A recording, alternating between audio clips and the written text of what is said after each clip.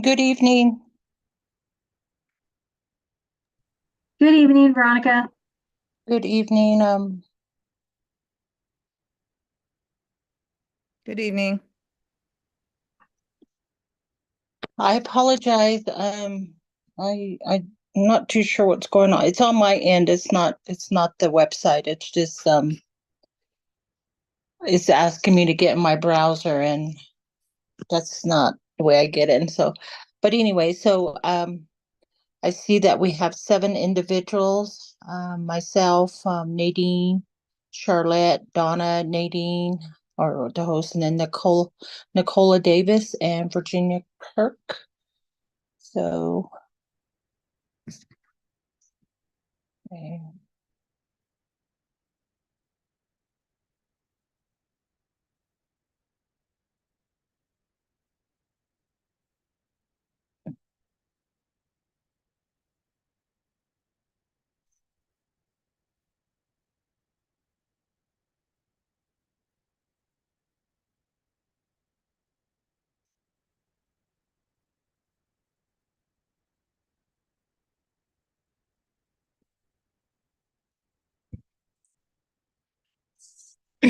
okay. Let's see here. Alrighty. Okay. Good evening, visitors and board members and staff that are on the call. Um, I know we carry our meeting on to like up till 9 or 10 o'clock every, on a monthly basis, and we'd like to try to make our meetings productive by getting it done in a timely manner. So we'll go ahead and call the meeting to order, um, and to call the meeting to order with, well, first of all, I just need to get some clarity as far as um, some information about our current board members. I know that we do have Donna on the call. We also have Virginia on the call and myself. We are three board members.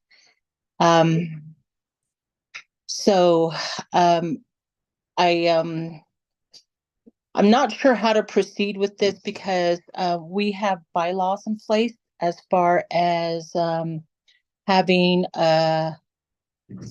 I guess current board members that are up to date. So that's my concern.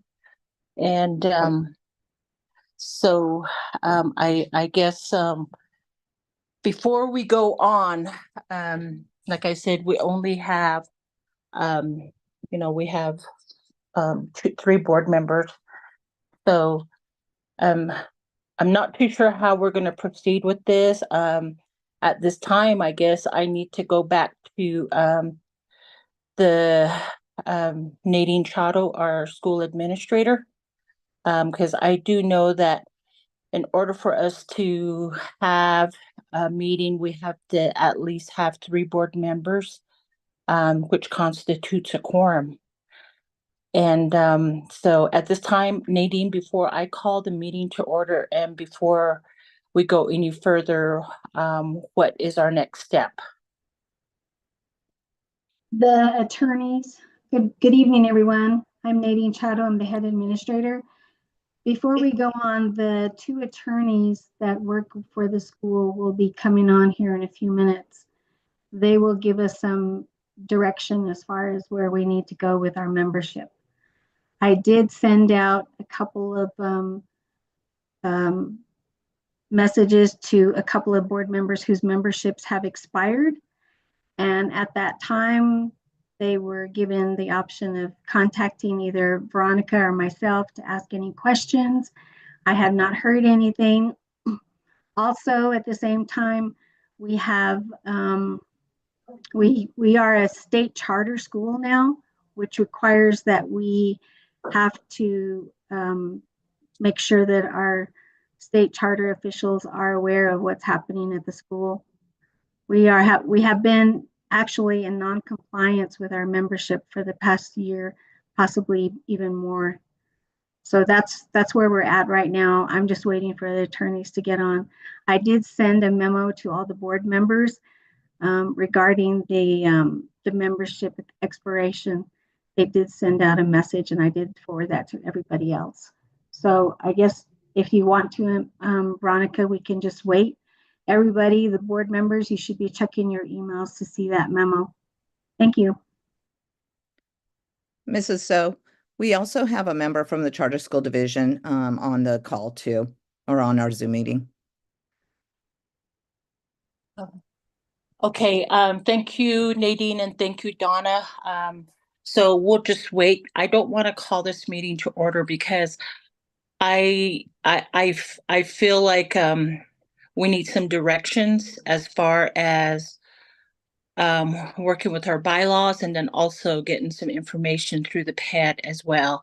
So we need to get some understanding of how we proceed. And even if I was to call the meeting to order right now, without the two board members that have their term expired, it still doesn't constitute a quorum. It would just be Virginia and myself. And we can proceed with the meeting, and I can call the meeting to order once Talaba is on the call, because she would be the third one. So I just want to respect all parties as far as PED, and then as far as our school attorney. So we'll just go ahead and wait until, and I believe, let's see who's all on the call from. Okay, so you got Nicola Davis for the charter school. She's on the call. And then, of course, Danielia hopped on also. So I don't see anything from the attorney yet. So, but like I said, I'm just going to respect all parties just because I want to make sure that we're all in compliance to make sure that, we do have, we do have an opinion from, from PED and then also from the school attorney to say, okay, this is what we could do next. So, we'll just wait on the attorneys. And Miss Nadine, if you can let us know when the attorneys come on. Yes, I can. Thank you. Thank you.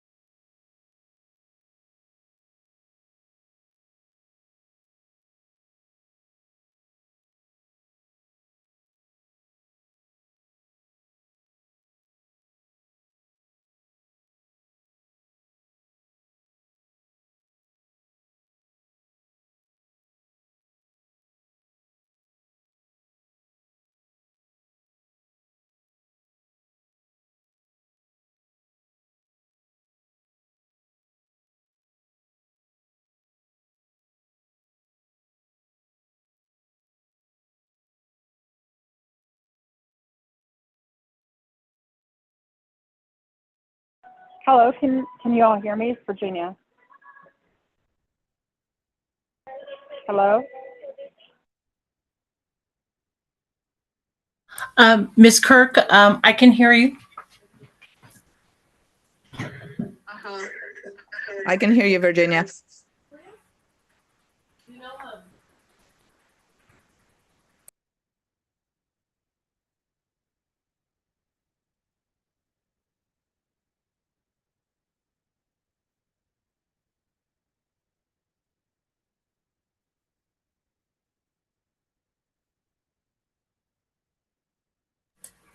Ms. Kirk, this is Mrs. So, did you have a question or?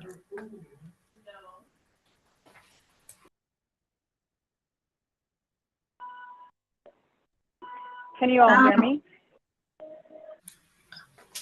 Hello? I can hear you, Virginia. Okay, all right. Oh, good. Yeah, I tried going the computer route. It's too laggy. It just doesn't even load. I was sitting there for a while, sorry. Okay. All right. I'm not too sure if you heard me earlier. The reason why we haven't begun the meeting is because we're waiting on the school attorney to get on the call. And we also have the charter school, a representative that is actually on the call.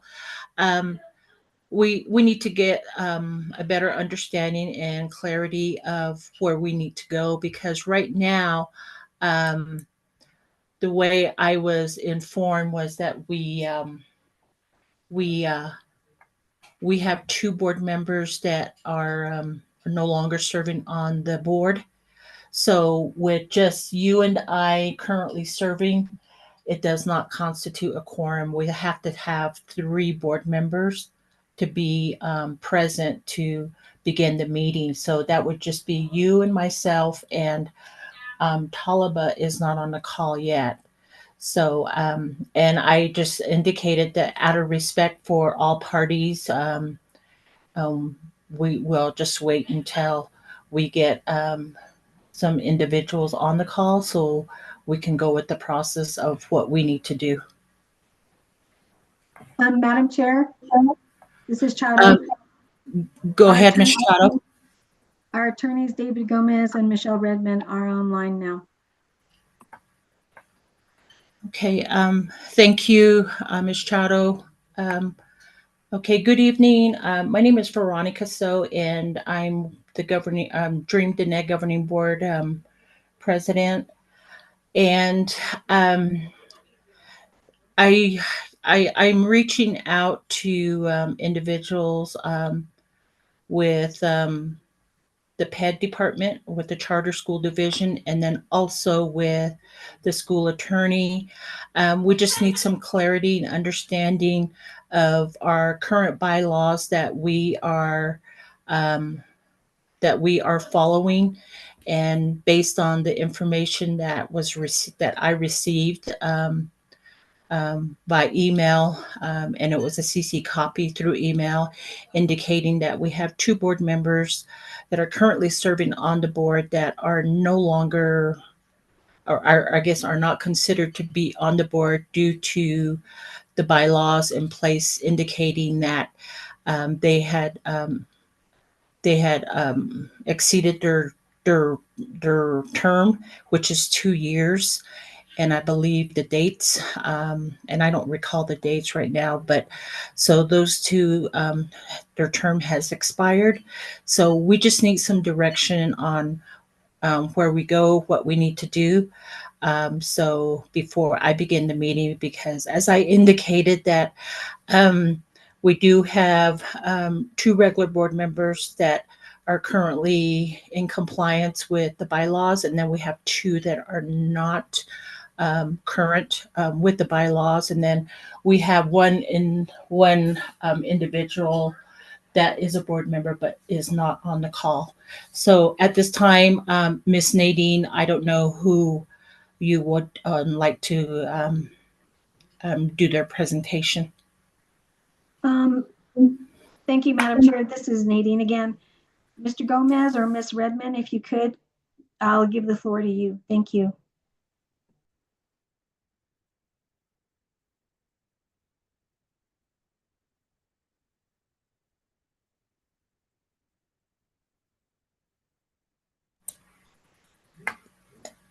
I don't know if they're speaking, they're on mute. Hello, hi, I'm Michelle Redmond and legal counsel, co-legal counsel to Dream Dene Charter School.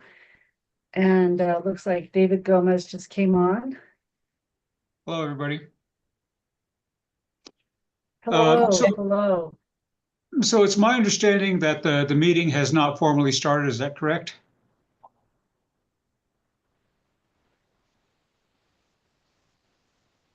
Mr. Gomez, this is Mrs. So. Yes. Yes, the meeting has not begun. Okay. Okay, I guess the first issue we should discuss is the quorum issue.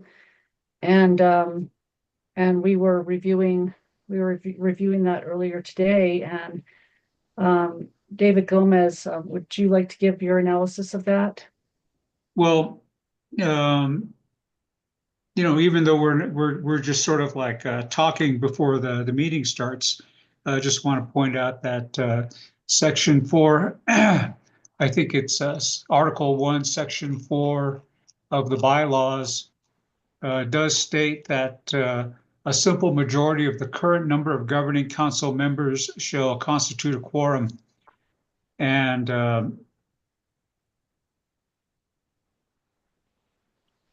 it also states that in the absence of a quorum, those members present may adjourn by a majority vote until a quorum is constituted. So, the question is, how many board members do you actually have at this point? We've done some analysis on whether some board members are still eligible to serve, which we can share with you during the course of the meeting. How many board members are actually on the board now? Thank you, Mr. Gomez. We do have 5 board members that are Mhm. currently serving. Mhm. Okay, so then you're right. You do need 3 at this point to have a quorum. Okay. And until you get a quorum, we can adjourn until a quorum is constituted. Do you expect anybody else to be on the call today? Thank you, Mr. Gomez. We do send at least 72-hour notice for the Mhm. agenda to be posted. So all of our board members are aware of our meeting date and time, and also with the agenda. So as far as I know, I'm not too sure who's on the call. We have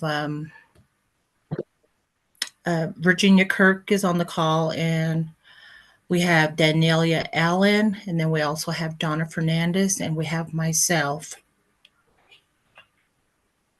So that would be 4 individuals, 4 board members. If you have 4 board members, then you have a quorum because a majority of 5 is 3. Yes, and those board members haven't been officially removed yet, so even Okay. though even though they lack the qualifications to, but the board hasn't taken official action on that yet. Okay. All right. Well, thank you very much for the feedback and for the understanding of that. So with that being said, then we do have 4 board members on the call as well. So we'll just go ahead and begin the meeting. So we do have a quorum. So at this time, I'd like to go ahead and call the meeting to order at 6:26.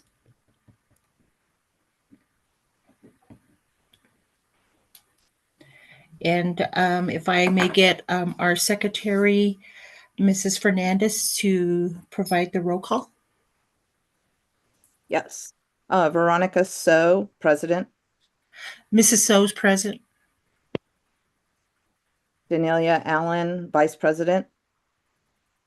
I'm here. Donna Fernandez, Secretary, present. Virginia Kirk, Member. Present. Thank you. and Talaba Begay, member. And I will mark her as absent. With 4 board members, the quorum is established. Okay, thank you, Mrs. Fernandez, for providing the roll call. And before we go down to B, I'd just like to welcome everyone that's on the call to our meeting, our monthly Dream Dine Charter School Division meeting. And again, my name is Veronica So, and I'm the chairperson for the Dream Dine. And I know we do have some new callers on the call. So at this time, I'd like to ask the other board members to introduce themselves. We'll go ahead and go with Danielia, and then Donna, and Virginia. Ja, anotwa she Danelia Allen she is it London Shlon that Lahni Bashish Chin, what head Lini dash che dots into Kani, a dashinala, a what as Zan Schlecha.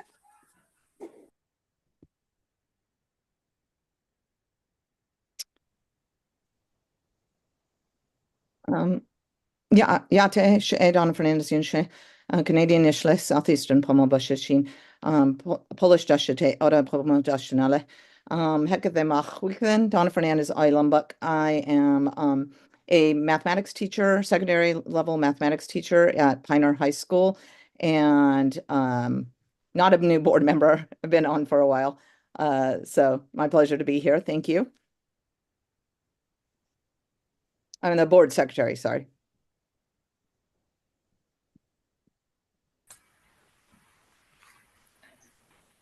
Virginia. My name is Virginia Kirk. I am a member of the school board by community member. I am of the community Shiprock. I have a business in the community and rental property. And my clan is red running into water. My mother, Destiny from my father, red bottom people from my mom's dad, and Tutnus Butney from my dad's dad. Thank you. Okay, thank you, board members, and my apologies.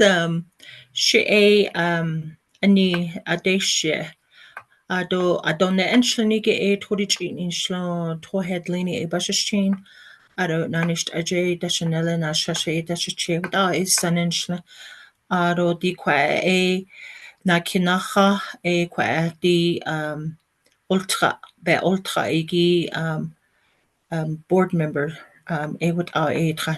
so I just wanted to mention that with my clan. So thank you, board members. And I know it's very difficult to try to conduct a meeting via Zoom.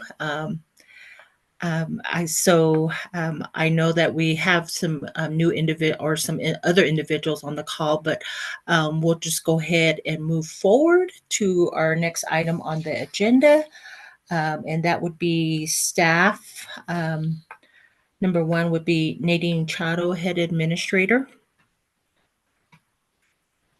She's present, and then we also have number 2 would be Charlotte Archuleta, the financial manager. And I believe she is on the call as well. I have this new laptop, and it's just I'm trying to get accustomed to it, and so just I'm doing that and talking at the same time. So, but just bear with me. Okay. With that being said, we go down to item C, opening comments. So, if I may ask one of the board members if one of you could provide an opening comment.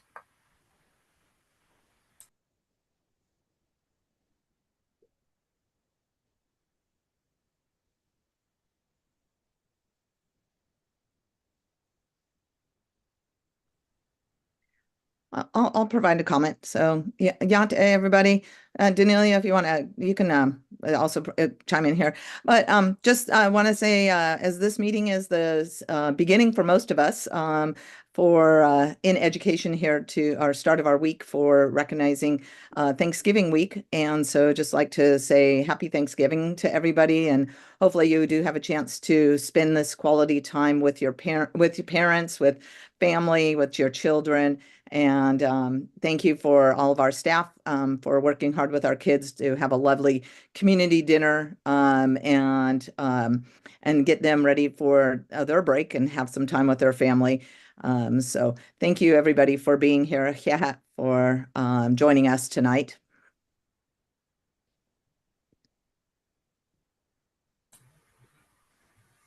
Okay, thank you, Mrs. Fernandez. Do I have any other board members that would like to say an opening comment?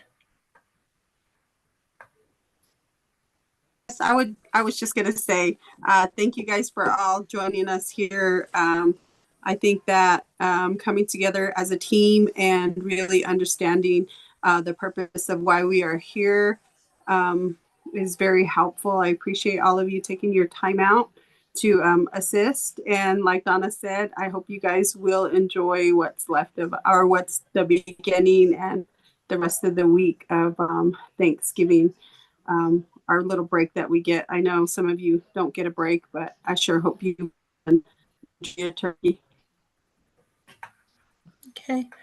All right. Thank you, ladies. With that, we'll go ahead and move forward to item C, approval of agenda. And if I could get our secretary to read the agenda into the record, Mrs. Fernandez. Our agenda tonight starts with section E, approval of our minutes from the last regular board meeting, which was 10/28. And public comments are next item on item F, and then item G, an executive session if it's necessary. Item H, our discussion and possible action items include our financial and school budget report, governing council membership, and governing council committee reports and possible action items.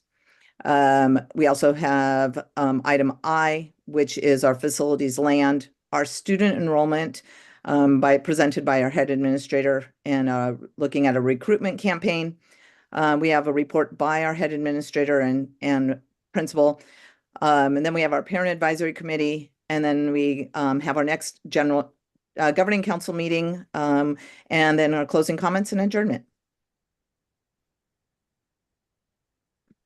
All right. Thank you, Mrs. Fernandez, for reading the agenda into the record. So at this time, board members, I'm calling to I'm calling for a motion to accept the agenda as read. I'll make a motion to accept the agenda as presented. Okay, thank you, Mrs. Fernandez, for that motion. Do I hear a second? This is This Danelia. is Virginia. Okay, Danelia, Yes. are you going to go ahead and second? Yes, I second. Okay, all right. Thank you, Ms. Allen. With that, we have a motion and a second. Do I have any comments or questions in reference to the agenda from the board members? If not, then we'll go ahead and call for the vote. So, Mrs. Fernandez? Yes. Mrs. So, how do you vote? Mrs. So votes in favor. Mrs. Allen, how do you vote? I'm in favor. Donna Fernandez is in favor. Virginia Kirk, how do you vote? I vote in favor. Great, thank you. And Talaba Begay is not here. With 4 members voting in favor of the motion. I'm here, Donna. Oh, sorry. Thank you for chiming in. Did not see you.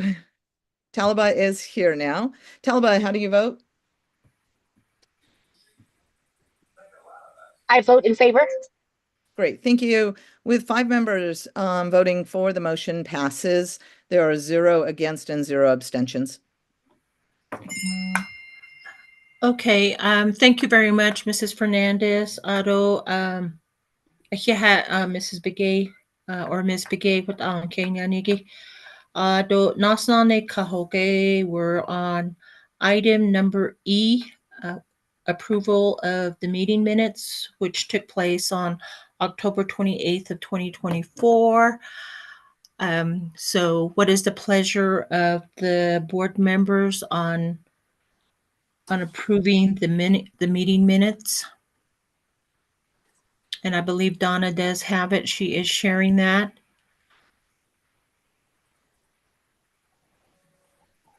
It looks like the only thing that does need to be fixed is Kirby Johnson's name is misspelt, and I will fix that right now. It should be an E, not a R, so sorry.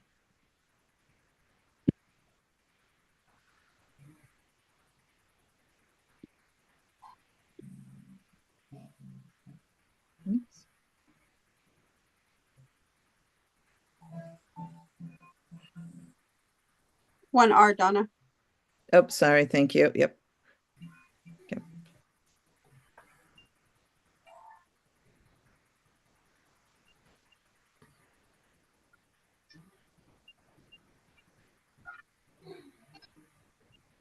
While she's doing that, I just also wanted to make the announcement as well that we are required to record our meetings. So just keep that in mind. So the recording is going during our open session meeting, but once we go in executive session, we do turn off the recorder. So just for your information.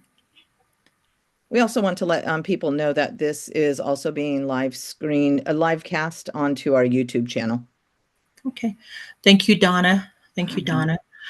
The other thing I wanted to mention is on the meeting minutes here. Once it's approved, it'll be posted on the website as well.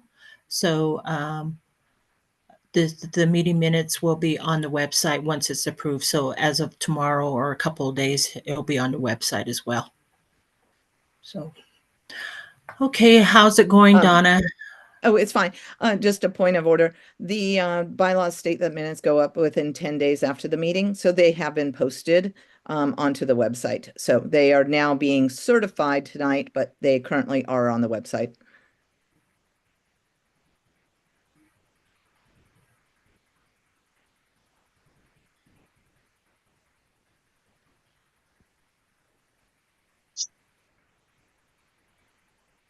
We are ready for a motion or any other changes. Okay, what's the pleasure of the governing board members? Do I hear a motion to approve the meeting minutes with those corrections that were made? Yes, this is Danelia. I'll go ahead and make that motion to approve the agenda from this October 28 meeting with the changes that were made. Okay, thank you, Mrs. Allen, for the motion. Do I hear a second? This is Virginia Kirk, member. I make a second motion. Okay, thank you, Mrs. Kirk, for the second.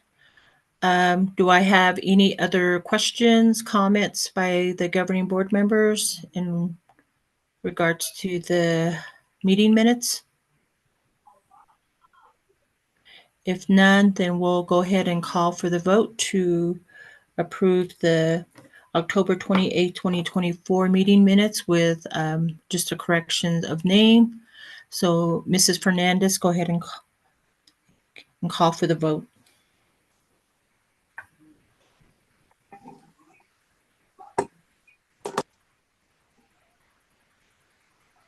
Mrs. So, how do you vote? Mrs. So votes in favor. Mrs. Allen, how do you vote? I vote in favor. Donna Fernandez votes in favor. Virginia Kirk, how do you vote? I vote in favor. Mrs. Talba Begay, how do you vote? I vote in favor. There are 5 votes for and 0 opposed and 0 abstaining. The motion carries. The minutes are approved. Okay, okay, thank you, Mrs. Fernandez. So with that being said, we'll go ahead and move forward to item number or letter F, public comments. And we do have public comments, and it is open to anyone that's on the call or anyone that would like to speak. And we do have a limit time of 3 minutes. So I did receive 3, I guess they're all on the chat here, that would like to make a public comment. So the first one, I will give the floor to Miss Carrie Sales. At this time, Miss Sales, you do have 3 minutes. Okay, good evening, everyone. My name is Carrie Sales. I am currently the long-term substitute for the kindergarten and first grade class. I'm only working part-time right now because I just recently became a mother to my second child. But all of last year, I was the sub for all of the K1 class all of last year. So originally, when I was returning this school year, it was just as an EA. But a little over a month ago, I was moved back to the K1 classroom because we had a change in staff. So I feel very fortunate to work with such amazing students and also to be surrounded by helpful colleagues. Helpful is just one of the many words to describe the staff. I just want to shine some light on our staff right now. They are not just my colleagues, but they are my mentors. Each one of them, they all have their own areas of expertise, and they don't hold back their ideas. We all work together towards the same goal, which is to provide the best learning experience for our students. Everyone's dedication, everyone's talent, and everyone's passion is to help grow our students. It motivates me to be better. So I just want to say quickly, thank you to the staff members of Dream Dene. That's Ms. Chado, Mrs. Lansing, Dr. Shepard, Mr. Warren, Mrs. Thomas, Mrs. Nails, Ms. Jen, Mr. Morris, Ms. Nina, Mr. Mike Bitta, and Mr. King. I'm happy that I get to work with such a great team. And I appreciate and I thank you for everything you guys do during the days. At the same time, I want to say that the work being done by the staff and students can have an even more of an impact with stronger support from the governing board. I mean, correct me if I'm wrong, but as a governing board, one of your tasks is to support your staff and students. But just recently, a governing board member came into a classroom where I work and took pictures of this and that. It confused me and took me by surprise. When I asked my supervisor about it, it was a surprise to her as well, because I've never heard from this person during or after the visit. I didn't get any positive comments or any constructive criticism. It made me question a few things. What was all that about? Was it just done to find something wrong with what I'm doing? Is this what support from the governing board or the governing council looks like? Did I feel supported in that? No, it made me frustrated and discouraged. It's so unfortunate because I'm doing my best as a non-native speaker, non-Navajo speaker, to try to keep the Dene language and culture in our classroom every day. So moving forward, I hope that we can do better in supporting each other. Thank you.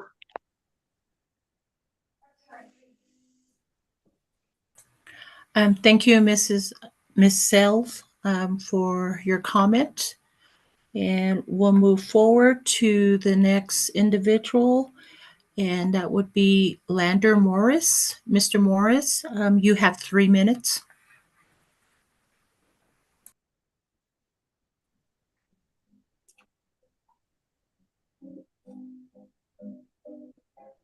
Isn't my troubleshooting. Good evening. Can you all hear me? Yeah. Good evening. I'm Lander Morris. Just really quick, I just kind of wanted to make an observation, comment.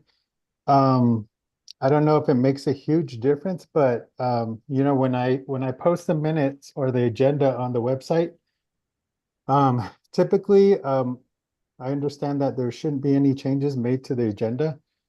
So my suggestion would be to pull the agenda from the website rather than the Word document one that's displayed right now. because the Word document that you're seeing right now could potentially be altered. That's just an observation. Because the one that's posted on the website is in a PDF format, which could not be changed. It could not be altered within 72 hours. Just an observation. Also, we got the live streaming working. Yay! Can I get a yay? The live stream is right now happening on YouTube, so anybody publicly can tune into the meeting through the website. And then third is just like Carrie said, I think for me now, after hearing what Carrie said, it's a concern now that those individuals that are coming onto campus, it is on our gates that everyone should sign in at the front office. And for all our students there, we try to make it a priority for safety to be priority. So if we could get some assistance from the, if the governing board is coming on campus, we'd really appreciate y'all just to come and sign in, because that's what we require from the parents as well. But again, just to piggyback off of what Carrie's saying, we have an awesome team, pretty supportive. I've always told, I've had conversations myself, and for those of you who travel or whoever follows social media, I always try to promote our team, because I think we have a really, really good team there at Dream Dene. And, we have side conversations about making it bigger and better. So just a couple of comments, and we appreciate everyone here. That's it.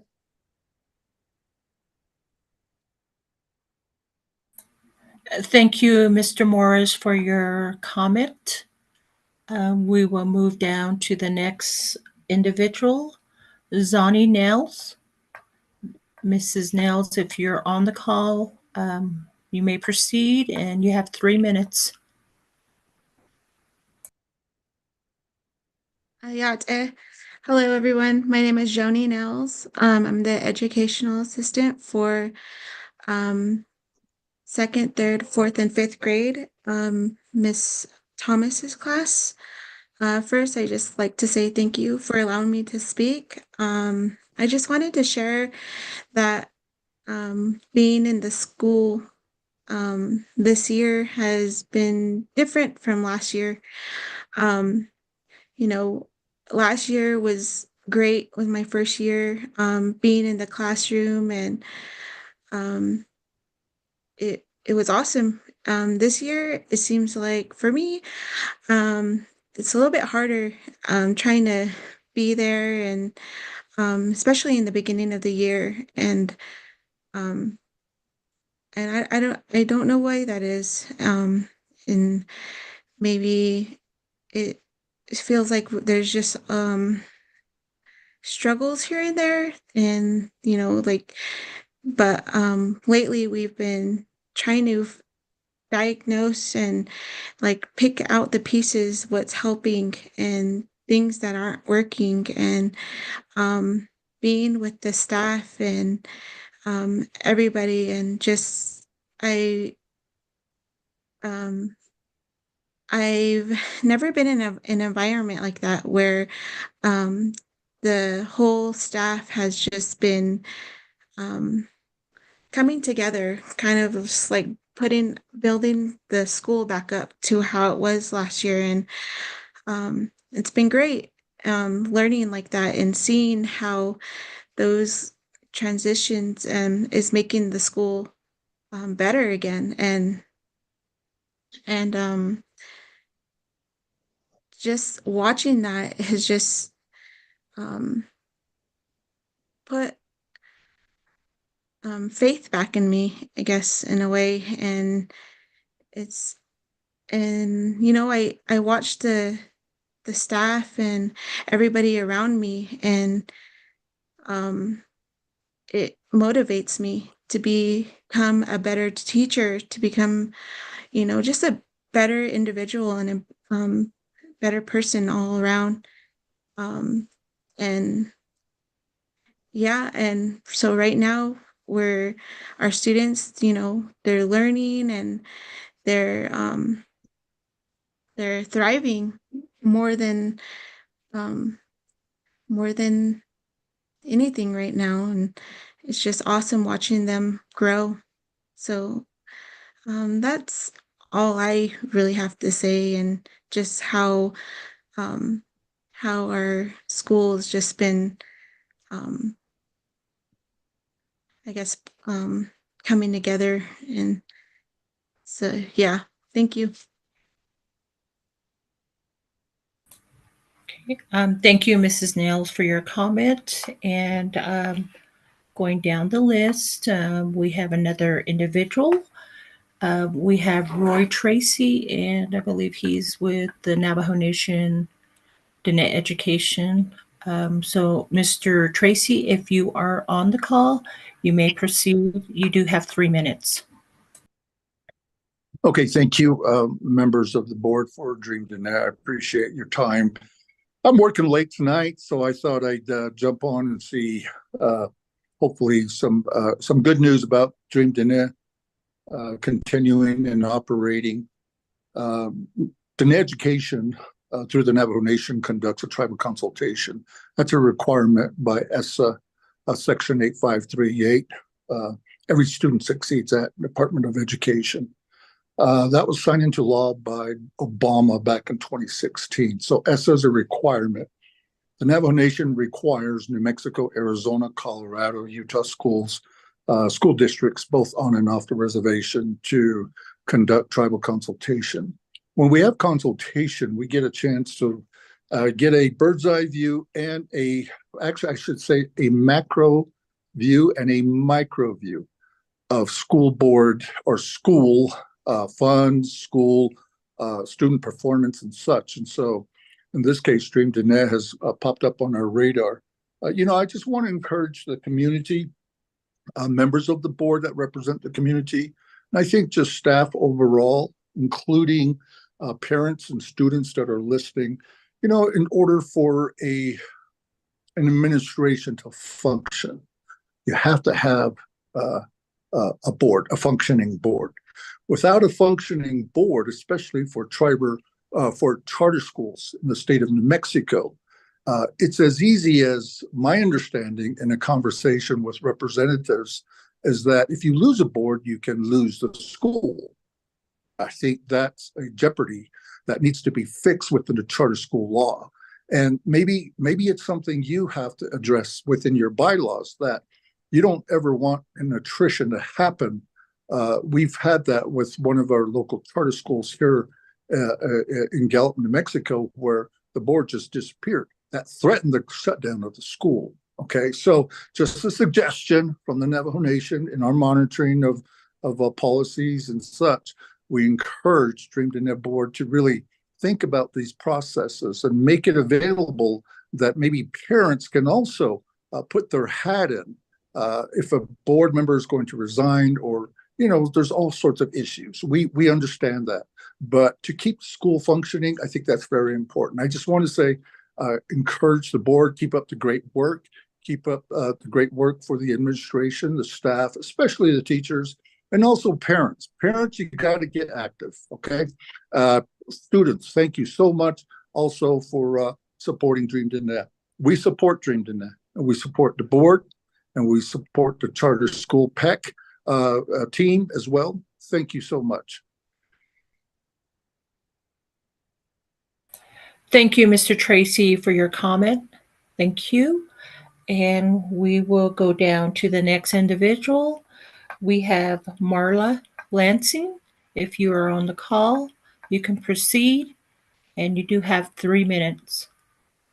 Good evening. My name is Marla Lansing. I am the office manager for Dream Diné Charter School. I am also a parent at Dream Diné Charter School.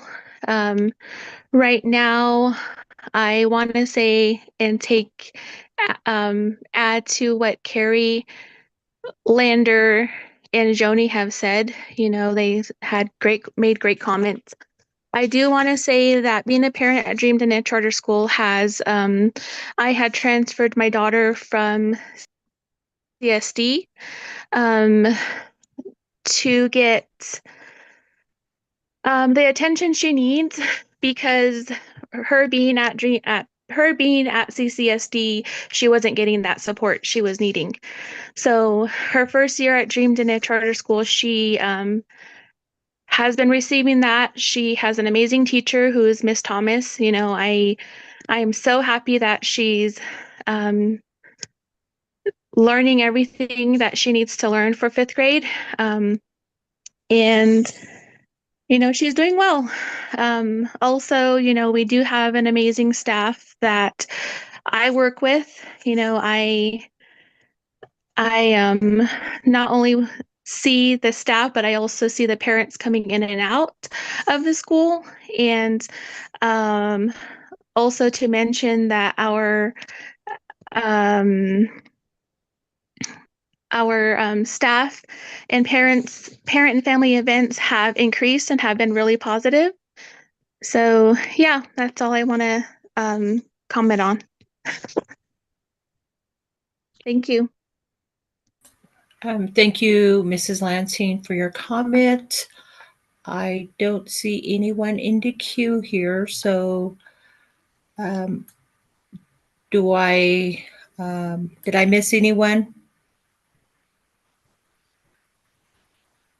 Nadine, do you want to kind of monitor the chat? Yes, I can do that. There's no one in the chat right now. Thank you. Okay. So if we do not have anyone else for the public comment, then we'll go ahead and move forward to our next item. Our next item is letter G, executive session. I would just like to make a recommendation on the executive session. Due to the number of guests that are on the call, and then due to the PED, and then also the school attorney being on the call, I'd like to make a recommendation to the governing board members if we can make some amendments to where we move the executive session down to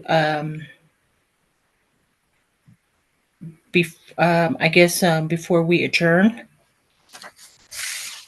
due to respect of the guests that are on the call. So I need to see if the motioning party that approved the agenda is willing to accept that recommendation.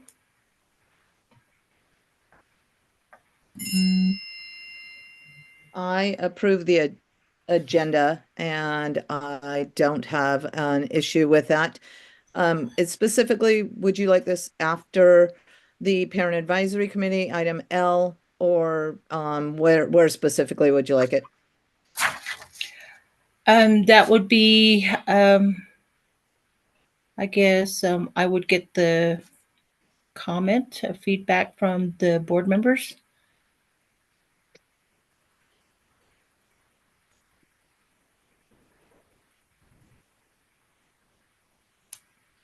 Just to recall, last time we had an executive session, it took a while and it got late and our head administrator report was not given. It was just submitted as a report, so we didn't orally hear it.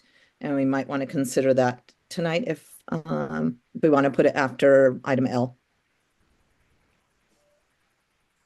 We can do that. Virginia. Yeah. Go ahead, Mrs. Kirk. Oh, yes, I was going to go ahead and say that sounds good. I'm okay with moving it to the end. Okay, so Ms. Kirk, were you the one that seconded that motion for the agenda? Or was it Yeah. Danielle? It was Danelia on the who seconded the agenda. Okay, so we did get a recommendation. We also got a request, or I guess an okay from Ms. Fernandez to go ahead and move after line item L. Danelia, since you seconded that motion, how do you feel about that? Yeah, we can move it. I'm fine with that. Okay, all right, thank you, ladies. And with that being said, let's go ahead and call for the vote on amending the agenda with moving item G down to after letter L.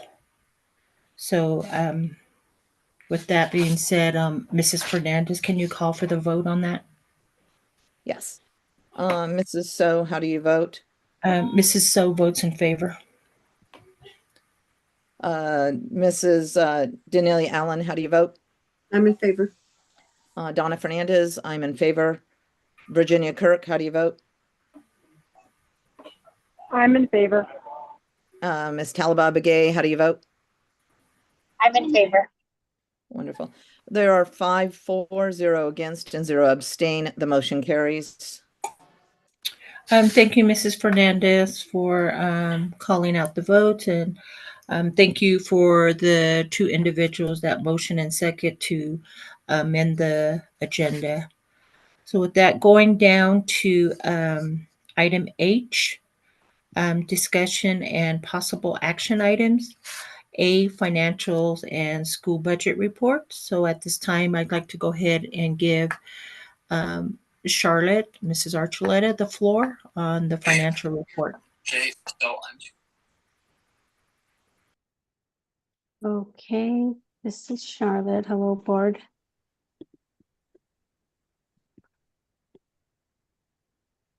Okay, Hello, these are Charlotte. financials. Can you hear me? Yes? Yes. Okay. Yes. Mrs. Archuleta, I'm sorry, but can you enlarge your screen just a tad bit? Thank you. Sure.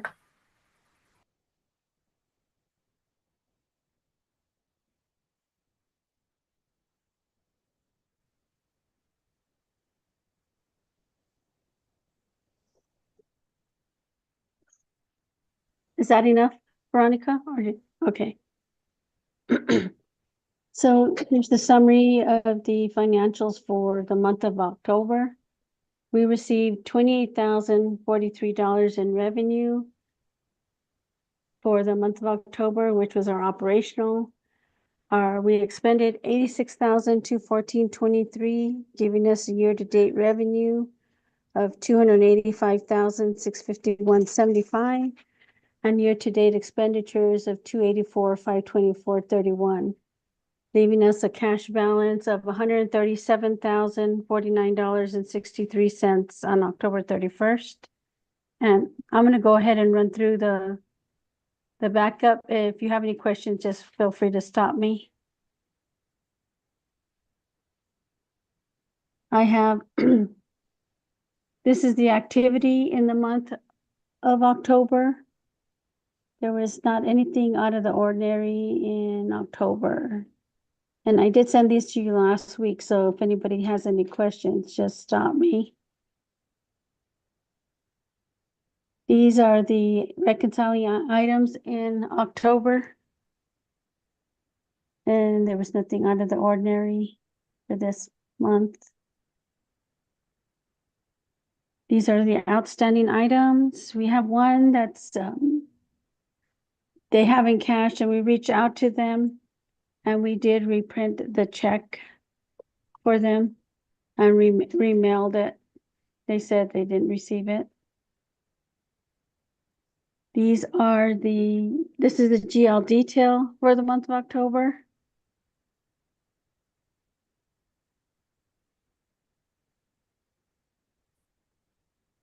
This is our bank reconciliation, and there was a $14,070.89 variance, but it's because this was direct deposit that was dated November 1st. And to process a direct deposit to a bank, we have to send it a couple days before. And the bank deducts it from the account on the day we submit the request. So I put this note in for the governing council and for the auditors. And it's not an audit finding, it's just letting them know what the difference is. This is our statement of revenue and fund balance by fund. which gives us our matching total of 285,651.75 in revenue for year-to-date through October 31st, and our expenditures is 284,524.31. This is the statement of revenue and fund balance for October only.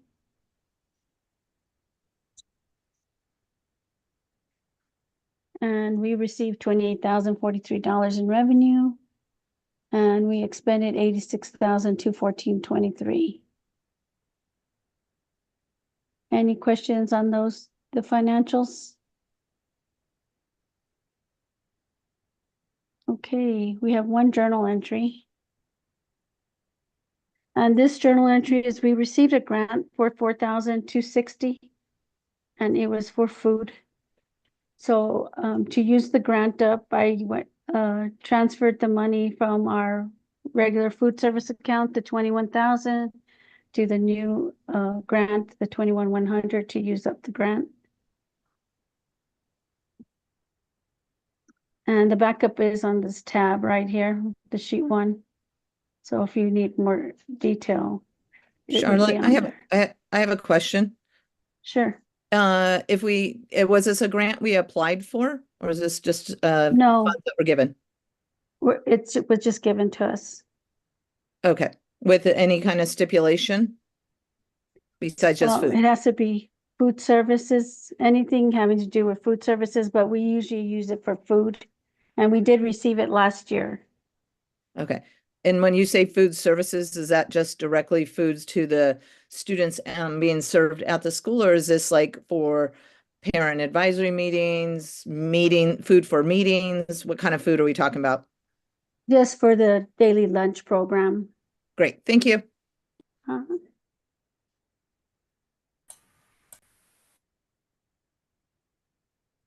Okay, we have 4 bars tonight.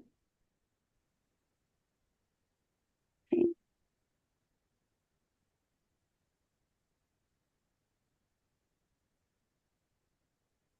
Merge it for you.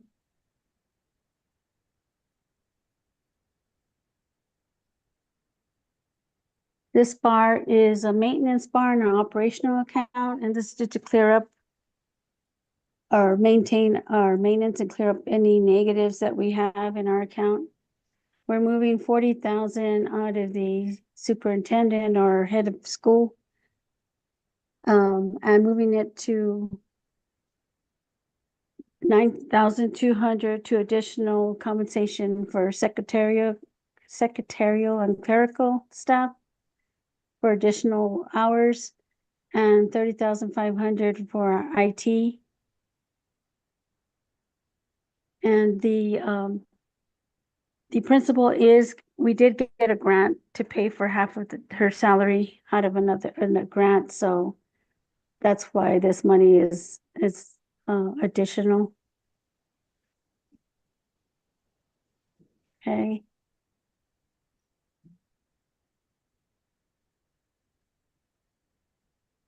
The next bar is bar 005T.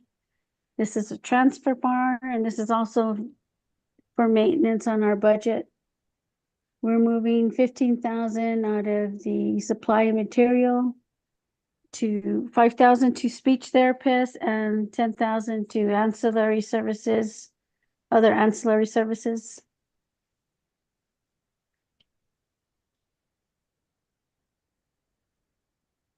Our 006 IB is our public school capital outlay, our lease reimbursement grant. This is the initial budget. It's 20,390, and I'm setting it up for the rental land and buildings. And this doesn't cover all of our lease, but it does cover more than half. So the rest is paid out of operational. And then we have one more bar, but this is not in the bar format because the PD has to set up the fund, and there's a process it has to go through. So they said to go ahead and set the go through the expenditures at the board meeting. And then once they approve the fund or set it up in OBMS, I can set up the bar and submit it to them. But 11,000, it's for $40,000, and 11,305.11 is for our guardian knowledge keeper. And this is another employee, and this just is a portion of that person's salary. We have 6,750 for service guides and local knowledge keepers. 3,800 for bus rentals and visits to local farms, and the Chaco Cultural National Historic Park. We have 1,250 for gear purchases and outdoor program supplies. $165 for the easels, outdoor easels. $900 for digital cameras for students to record at the the Chaco Cultural National Historical Park. We have $3,536 for food on the field trips, and $2,545 for sleeping bags and other tables and chairs to rent. This grant also provides $818 for liability insurance and $4,000 for administrative costs, and the final $1,765.46 will go to supplies, any additional supplies needed for the field trips. Do you have any questions on this? And then Donna, when you put this, I guess you can put outdoor equity fund grant until I can get you a number once they give me the fund from OBMS for bar approval. And we have one more document that I sent. It's the issued and closed purchase orders. And this is all of the issued and closed purchase orders, and the account code has the detail for each purchase order, so you can go back and look. But the purchase orders for October, the last three, one was for the Navajo Tribal Utility Authority. The grant plan, we had to do a change order. That's our grant writer. And then Bottom Line Concepts, we created a purchase order. And Bottom Line Concepts is a company that applied for funding. It's called, it's a ERC funding. And what it is during COVID, we get they gave us an IRS, hold on, let me open it up for you. It's called the Employee Retention Credit Summary Report. So they gave us credit during COVID for some of the funding. And so the amount that they approved was $92,701.64 the credit. And this company, they get 25% of that. And so our amount would be $69,526.23. Quarter 2, 2020 and quarter 3, 2020 were not allowed, but quarter 4, 2020, quarter 1, 2021, and quarter 2, 2021 were allowed. So we'll get the $69,000 plus interest, and we have to pay them. And we did receive these 2 quarters in November, so they will be on our next report. Our next board meeting report. Okay, that's all for the financials. Does anybody have questions? Charlotte, I have a question. I have a question going back to your bars adjustment on the special programs, which is the speech pathologist. Do we have a speech pathologist that comes in weekly or bi-weekly? Nadine could probably answer that. I just pay the bill, so I don't know how often they come in. Nadine? Madam Chair, this is Chado. Yes, we do have a speech therapist that we have hired we have outsourced a speech therapist. She comes in 3 times a week working with 2 of our students. Oh, okay. So with that 5,000 that's being proposed, will that, I guess, will that be, I guess enough for her services, for the school year or? Yes, So yeah, it should be, and if we need more, I'll just set up another bar and move it. But we haven't spent more than that in the year. Okay, because I know that, currently it was budgeted at $500, so I was just kind of curious. So, thank you. You're welcome. And it's because we were expecting to get title or Idea B at the beginning of the year. But during our transfer was taking longer than we thought, so we didn't get that other funding. So that's why I'm moving this into that ancillary service line. You have questions, Donna? I do. And I guess this pertains to this in terms of hiring and contracting out for special ed services. I thought we were a member of the public charter school system. There was a membership that we had to pay. Yeah, yes, And- we are. Okay, I thought that they provided services to pay for special ed services. They might provide the service, but I don't think they pay for it. Okay, I thought Not maybe to my our knowledge. membership or Yeah. something like that was. Yeah. Okay. And then Charlotte, I'm gonna share the minutes with you. If you could put those bars in and. Sure, Yeah, thank Sure. you so much. you're welcome. So do we need, I guess what I'm hearing is we've got 2 new grants. So And yes, so the bars will take care, when we approve the bars, those will take care of the setting the budgets for those grants. so the one grant, I did have the fund, so that was set up. So there's only one grant that they haven't set up the fund in OBMS, so I couldn't Right. set up the bar. But I spoke to Dr. Reiner and he said I could go ahead and get approval from you and then set up the format later once they set up the fund. So Okay. I'll put it in your minutes when you send it to me, the Okay. information, okay? And then did I hear, and this could be a Ms. Chatto question, did I hear that we are from one of the grants or one of the bars, we're hiring another person? The No, outdoor plant? no, Oh, We're okay, not- we're just we're not hiring. reclassifying Mr. King's time then at the school, so he won't be full-time maintenance?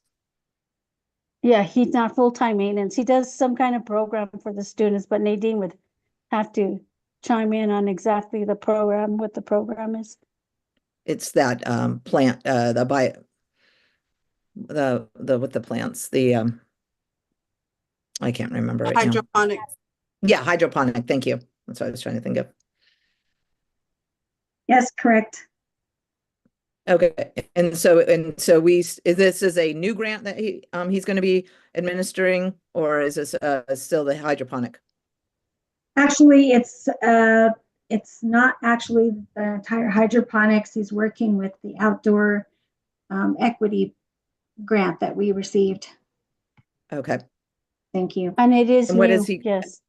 what is can we get more description on that? What are they specifically, the goals of the grant? The goals of the grant are to give more experiences to the students doing outside work. And then they also have experiences to travel the Navajo Nation to experience like Chaco Canyon, collecting different kinds of items. So there will be a science portion in there, like doing observation, stuff like that. Just making sure that they get those science and outdoors experiences. Will that be also going to the local farms? Yes, I believe Charlotte said something about that as well. Thank you.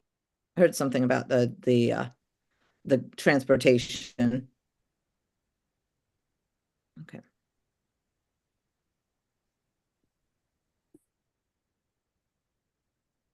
It says hikes and local regional farms included and walks.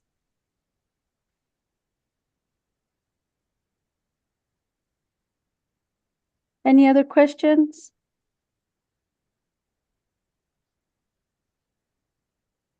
Okay, so I just need that approval for the journal entry and the bars, the 4 bars. Okay, thank you, Mrs. Archuleta. Governing board members, we do need a approval on the bars that were presented to us. Do I hear a motion?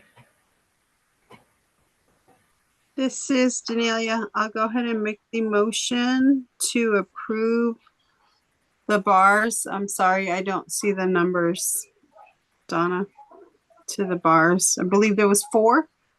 Yes, yeah. Yeah. You want the So numbers, Danelia? I can give them to you. Do I need to state the numbers, Madam Chair? It would be good to do that, yes. It's bar 004M, bar 004I, bar 006IB, and the approval of the outdoor learning grant bar, outdoor equity learning grant. So 4 bars, and then the journal entry is number 15035. 15035. Yes. Thank you. Okay, thank you, Mrs. Archuleta. So Danelia, you motion to go ahead and approve the 4 bars, and in addition, we have the last one that she just mentioned. So, do I hear a second? Outdoor learning grant, yes. Okay. Oh, Do I this hear is a second? Virginia. I second.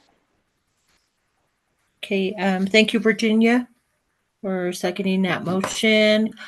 Before we call for the vote, do we have any questions or comments in reference to the bars and the grant at this time before we call for the vote?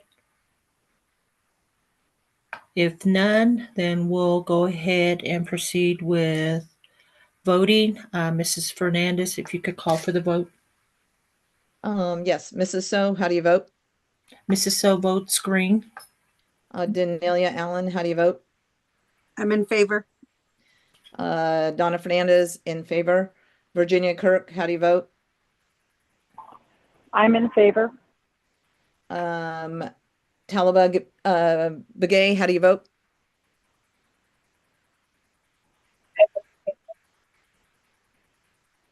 We need to hear that one more time, please. Or put it in chat. I vote in favor. Oh, great. Thank you. There are 5 for, 0 against, and 0 abstain. Motion carries. Thank you, Mrs. Fernandez. And then also thank you, governing board members, for the approval of the financial school report. Okay, going down to on our agenda, we have item B, governing council membership. So at this time, I believe Miss Nadine, if you are there. Yes, Madam Chair.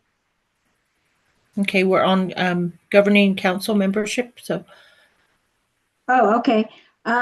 Like I said before, that we have 2 members that have expired memberships, and that this is something that we just discovered while working on the policy and the bylaws. We had made some proposals to get together again during Christmas break to revise some of those policies and bylaws and tech plans and financial plans.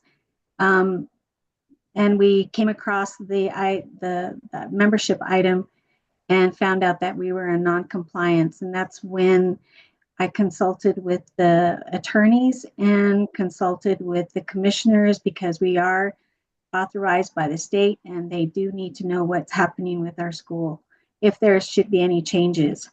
At this time, I can give the floor to our two attorneys, Ms. Redmond and Mr. Gomez, to further explain. Thank you.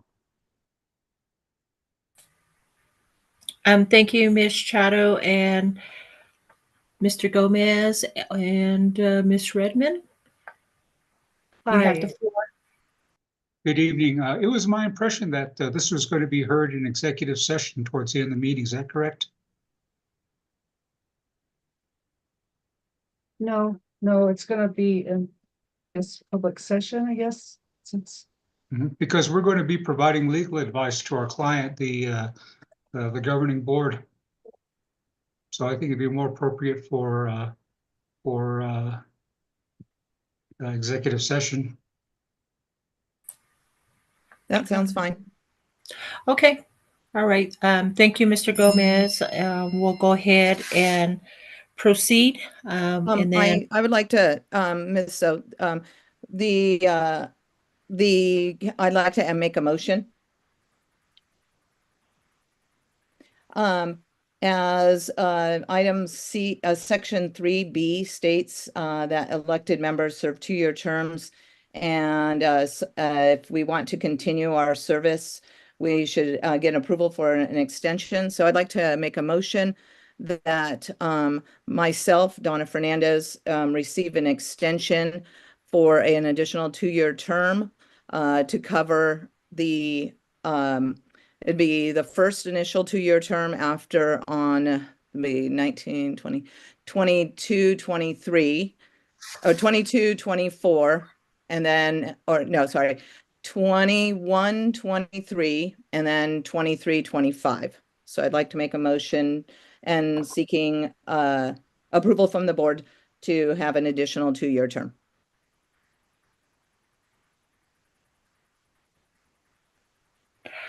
Mrs. Padilla, I'll go ahead and second that motion to approve Donna's 2-year term.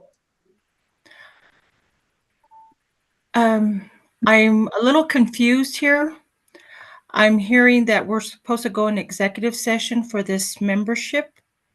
So based on the school attorney, I'm going to kick it back to Ms. Chato and the not the governing board, but Ms. Chato and the attorney. I would kick it back to our Ms. Chato can give some an opinion, but our PED is our authority, and then our advisement can come from our attorney. So this is as per stated and as of our bylaws. So. Okay, so we can put all this in executive session because right now we do not have any action item on the agenda with governing council membership. It's in the section called possible action items though. So I'm proposing a motion right now. I need some assistance from the attorney, and Ted, if you can chime in.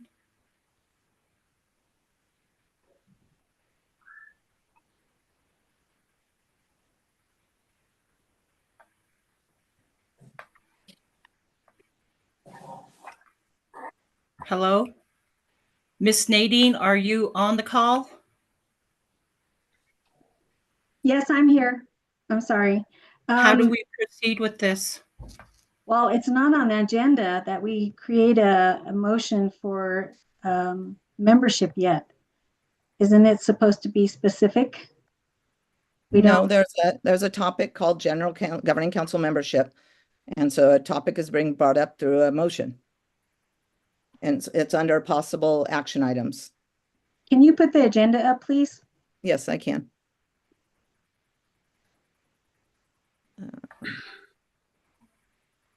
One moment, there it is.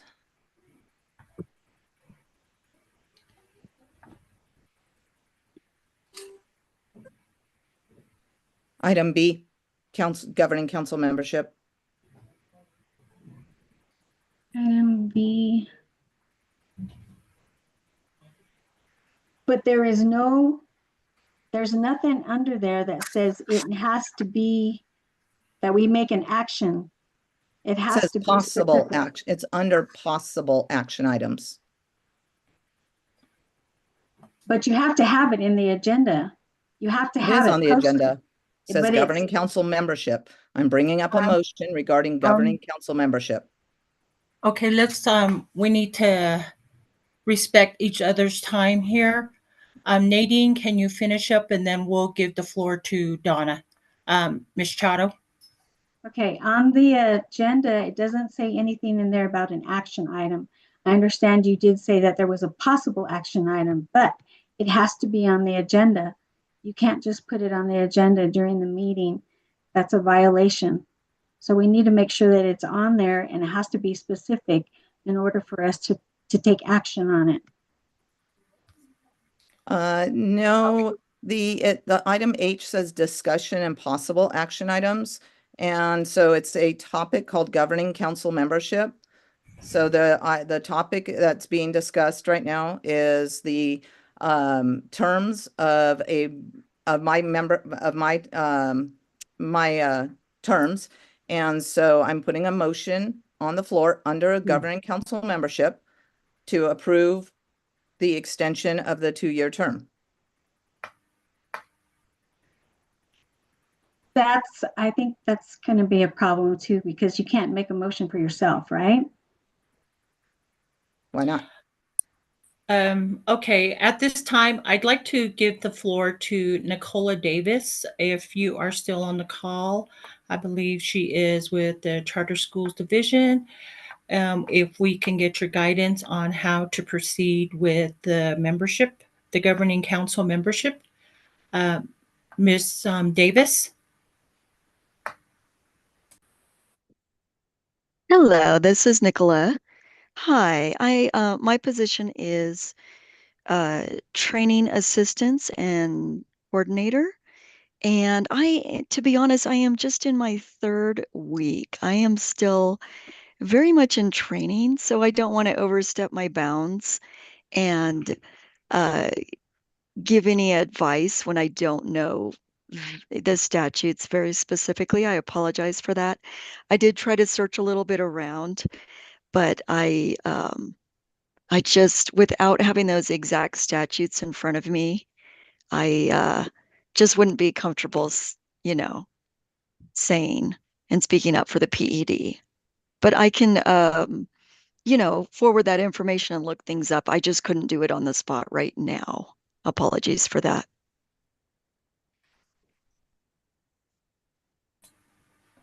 Thank you, Ms. Davis, for sharing the information, and welcome aboard to, I guess, New Mexico Pet Department. So thank you. Glad that you're here with us.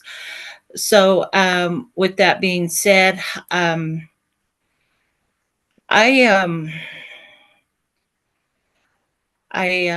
really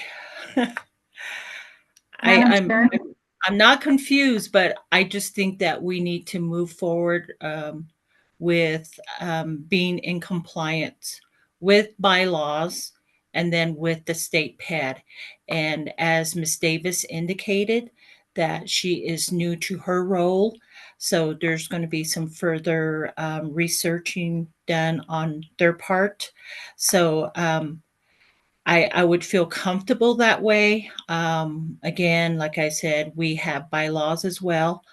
And also the way our agenda is read too is a little, I guess it's something that we need to revisit as well. So, but I do know that we did defer an item to the governing council membership as well, but that is not even included on here as well. So we need to revisit this and move forward as far as trying to, trying to make some approvals right now. So I don't know who I interrupted here that was trying to chime in. I apologize. I don't know who that was. So if it was you, go ahead and you have the floor now. I don't know who it was. Oh, Madam Chair, this was Chato. I'm sorry. I just wanted to say that it had to be, we're supposed to be following the Open Meetings Act, and when agenda items are not specific, and if they're not notified within on the agenda within 72 hours, then we are in violation. But we can research it further. Thank you. Yeah, I might suggest, since we have our attorneys on, that maybe we take a recess and see if this is possible. We had a meeting before from Derek White from NSIN that had stated that we can add items to the agenda once we come into session. So if this needs to be added to the agenda, then just like we've done in the past, if so, then I'd be willing to amend my agenda motion.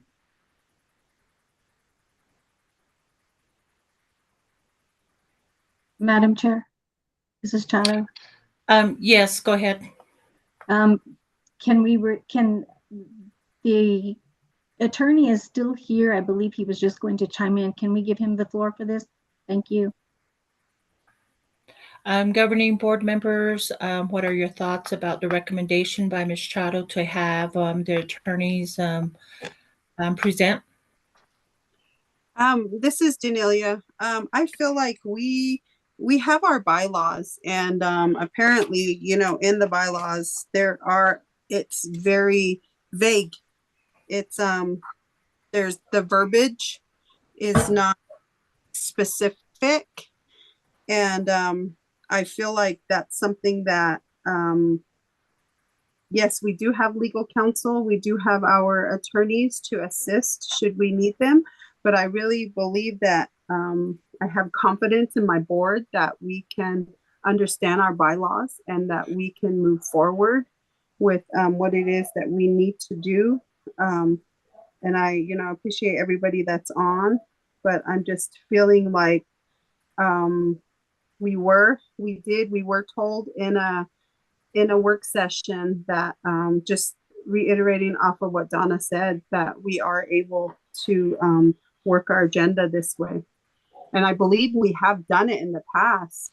So if we've done it in the past and it's not allowed now, then we were in violation then also.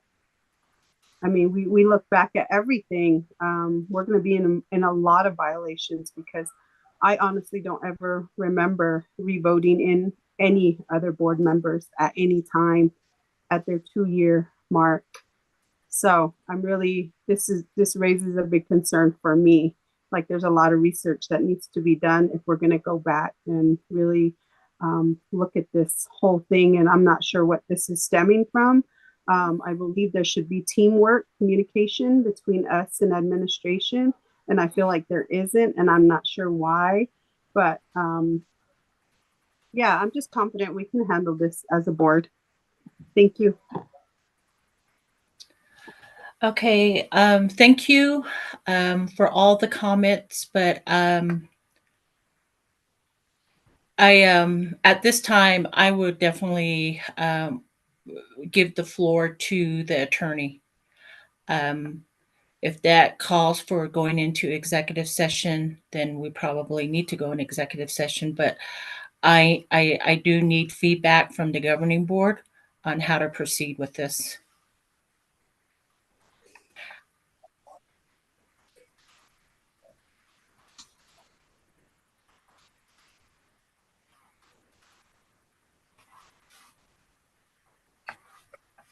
This is Virginia. You know, with us moving forward and staying in compliance, we do have to follow the bylaws, and I feel like this needs attention. I don't see why we're trying to push it another direction unless our goal is to have this school go in another direction. We talk about moving forward and, you know, being challenged and struggles lead to growth. And we're learning something here, and it's all for the school and the children and our community. So hand in hand. So I feel like, why are we, trying to like make something just impossible when we have, this right in front of us saying, we have to take care of this. This is our board members. This is what, I don't see why we can't take care of it on our own. That's what I think. I think we should, honor a motion to add to the agenda, which we have done in the past. And, make this work, make our school work, move forward, and make the changes as we learn and embrace our mistakes and learn from it and keep growing. So I feel like this needs attention.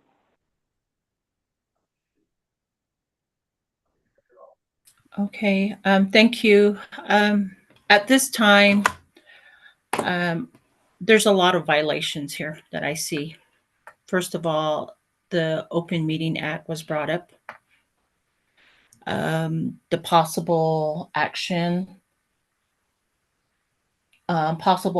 item was also brought up as far as membership of a possible new board member, and then also 2 board members that are considered not in compliance based on our bylaws. So, I'm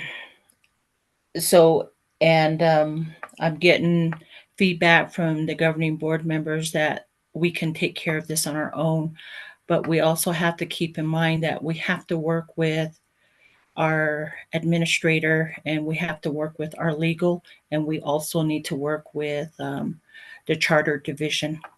So at this time, as Miss Davis indicated, that additional research is required for how to proceed with this request. And then there was also an attorney's analysis that is going to be shared with us. But we're just going to revolve this throughout the night. And I just feel like we are not in compliance with even conducting a meeting because of all the things that are not set in place yet, and we have not received feedback from the charter division. So Can I say something, Virginia? Yes, go ahead. So when you read that section, we're not reading the whole paragraph. And it does say after that, which you are all quoting, it says each member shall serve until his or her successor is selected. So they have to be on there until we get another board member. Right there, it says each member shall serve until his or her successor is selected.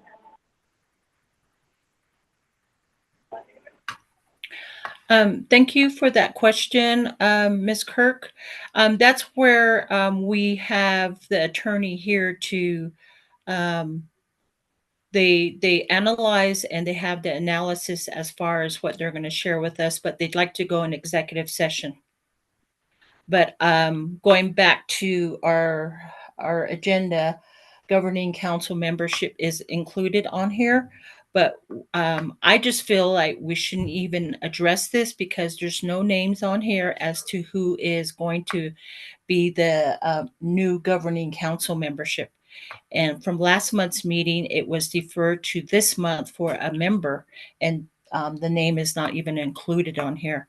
So, but again, I just feel like no governing council membership should even be addressed right now because we don't have anything on our agenda. All we have is possible action items, but there's no names listed. And again, this is just I'm protecting Dream Dene for any possible lawsuits in the future because I do not want to move forward with something that we are not abiding by our bylaws. And then also getting the feedback from the PED as well. So so that's where I am with that. And so that's what I wanted to share. And I believe Danelia has her hand raised. Danelia, go ahead. Yes. Can you guys hear me? Mm-hmm. Okay. I am feeling like there's really no answer to this right now. I feel like we should just hear what hear what the legal counsel has to say and move forward from there. The board members that are in this buying, I believe will continue to be board members according to our bylaws. So if we just move forward, listening to our legal counsel and move forward with the agenda, I think that would just make things move a lot smoother. Thank you. Okay, at this time, You have I'd like a motion on the floor, so you will need to either ask for that motion to be rescinded. The motion was on the floor and it was seconded. Okay, at this time, before we even rescind the motion, I'd like to just close out the meeting. We are not, we're not going to move forward. So my recommendation is to close the meeting out and call for a special meeting in reference to governing council membership. I think you should just table this to a special council meeting and not close out the meeting. You have other action items. There's a credit card policy that needs to be adopted. There's student enrollment, as we heard from our head administrator, that is crucial to the continuation of our school. So I would not be in favor of closing out the meeting. I would be in favor of tabling this to a special meeting. Well, this is Delia. Can I make a motion to table this? Yeah. Yes. Well, I make a motion to table I'll this. second that. Yes.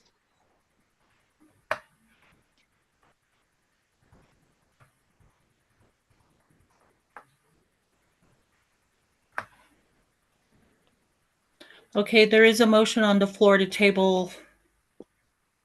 Can you call that out, please? Yes. Mrs. So, how do you vote?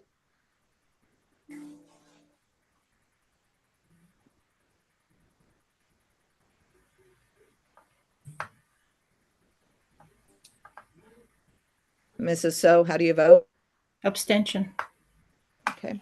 Mrs. Allen, how do you vote? I'm in favor. Donna Fernandez, in favor. Mrs. Kirk, how do you vote? I'm in favor. Mrs. Begay, how do you vote? I'm in favor. With 4 for, 0 against, and 1 abstention, the motion carries. This action item will be tabled to a special meeting. Just wanted to point out for everybody, the email that was brought up was received within less than the 72 hours. So we'll put it to a special agenda, a special meeting. Okay, thank you. We'll move on to C, Governing Council Committee Reports and Possible Action Items. One would be Finance Committee.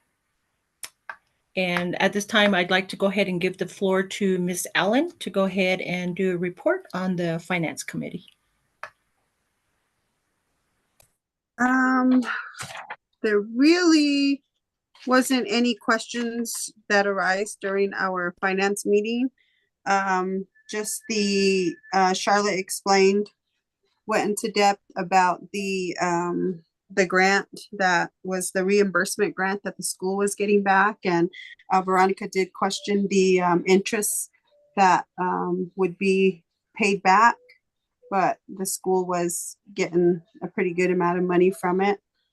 Other than that, there was really no questions that came up. I didn't receive any questions from any of the other board members. So I really didn't have any questions to pose during the meeting. Thank you.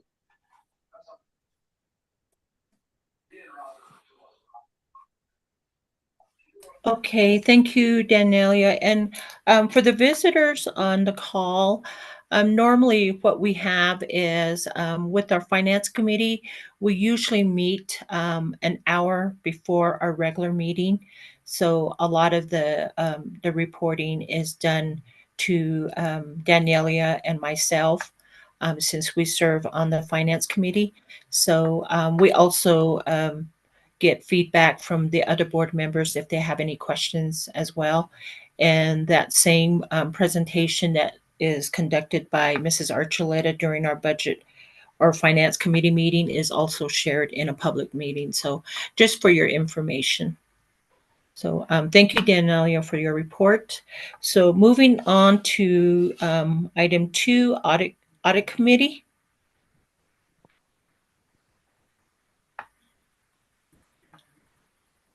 I believe Virginia does sit on the audit committee. Virginia, do you have anything to report? So we can't talk about the audit until the state auditor approves it. Yeah, I was going to mention that. Okay, thank you very much. Going down to item 3, facilities committee.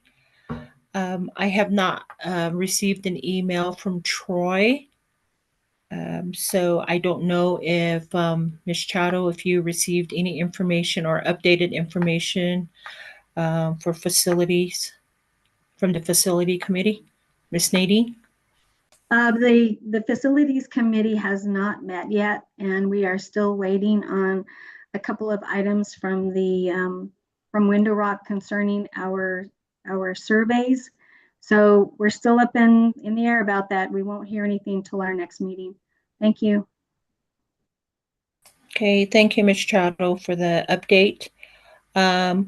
Going down to item 4, grievance committee. We don't have anything to update now. We will be going in executive session. So no updates from the grievance committee. Question, were you able to meet? Yes, Virginia and I were able to meet. So visitors on the call, we have 2 board members that sit in on each of these committees. So with the grievance committee, I serve on that committee along with Virginia Kirk. So we did meet last Friday, and we'll give that report in executive session. Thank you for that question.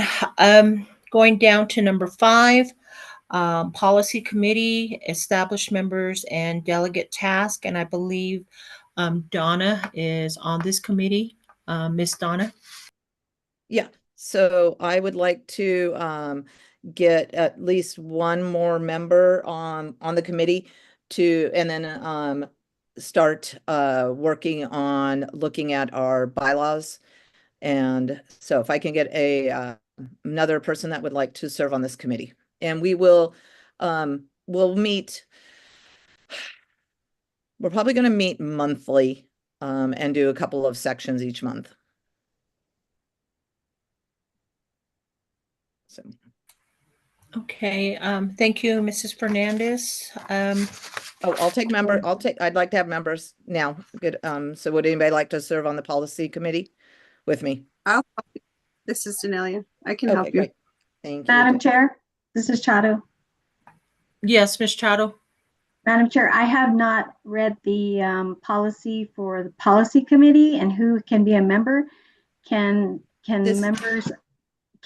staff members or parents, families be involved in that as well? No, policy committees. This is not a standing committee. This is an ad hoc or an additional committee. Ladies, one at a time, please. Sorry. Okay, so Nadine, you finished your question, right? So I believe Donna was. Danelia could go first. Danelia, go ahead, and then Donna. No, I was just gonna say that in section 4, of our bylaws. Section 4, hold on. Article 5, committees. Article 4, committees. And section 4, it's an ad hoc committee. The governing council president, with the consent of the governing council, may create additional committees and ad hoc committees and delegate tasks to such additional committees as appropriate. Each ad hoc committee shall have a charge specific to its permitted activities, and that charge shall include the date on which the committee is to present its final report to the governing council and be dissolved. Members of ad hoc committees shall be drawn from those parents and staff of the school community who indicate interest in serving on the ad hoc committee, and from such others as may be deemed appropriate by the governing council. That's what the section 4 reads. And I believe, because the other committees are the audit committee. Those are your Parent standing advisory committees. committee. Yeah, those are the parent advisory committee, finance committee, facilities committee, and audit committee. So this is just to give you, this was a committee that was created almost a year ago to review policies. It's not an ad hoc committee. It would be considered an additional committee. So it's not. Oh, okay. Yeah, it's still under the same section. It says may create additional committees and ad hoc committees. So To delegate task. Okay. yeah, so our task is to review the policies.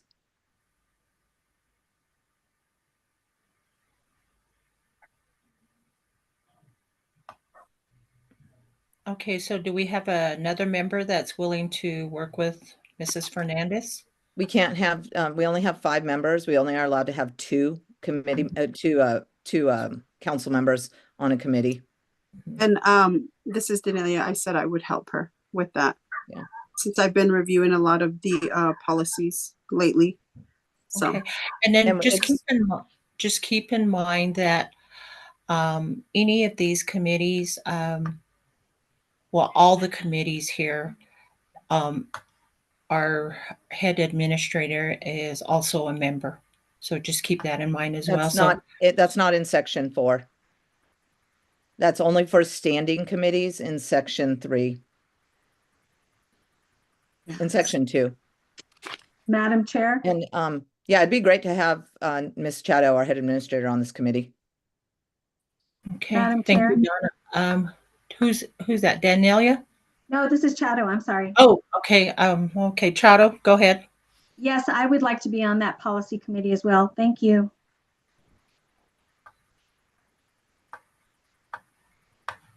sorry, I didn't hear that. Oh, it cut out. This is Chato. I am interested, very interested in being on that policy committee as well. Thank you. Okay, Donna, so you got My committee. yes, your committee. So Thank you. so do we need to motion and approve the 2 additional individuals? Might as well. Let's make it official. Okay. So do I hear a motion from the governing board members to establish the policy committee?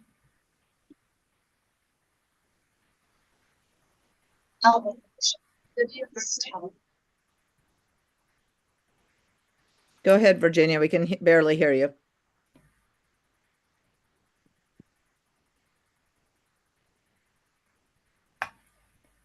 I thought it was Oh, that Talaba. wasn't me. That's Talaba. Oh, Okay, I go thought it was Talaba.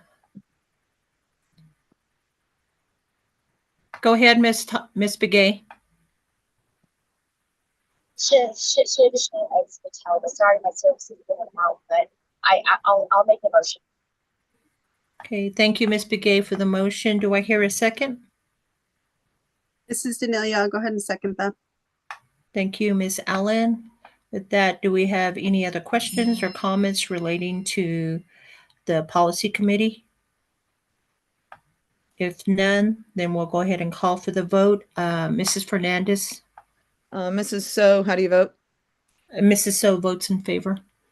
Danelia Allen, how do you vote? In favor. Donna Fernandez, in favor. Virginia Kirk, how do you vote? In favor. Talaba Begay, how do you vote? I vote in favor. We have 5-4-0 against, 1 abstain. I'm sorry, 0 abstain, and the motion carries. Okay, thank you, Mrs. Fernandez, and then thank you, board members, for with your support as far as establishing the policy committee.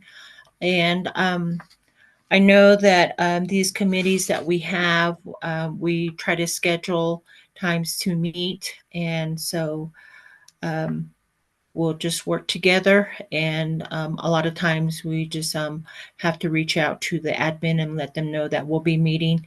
So just for your information, Nana, for your votes. Okay, we turn the page over to A, credit card policy, and I believe that's to adopt a credit card system within Dream Dine. So at this time, I believe Miss Nadine is sponsoring this here, or is it Charlotte? Charlotte. No, it's Charlotte, okay. Charlotte, you have Go the ahead. floor. Charlotte, do you want me to share the policy or do you got it? Can you share it with me, Donna? It's in an email, everyone, it's in the email entitled November regular meeting, but the response from Charlotte Archuleta, there is a credit card policy in there.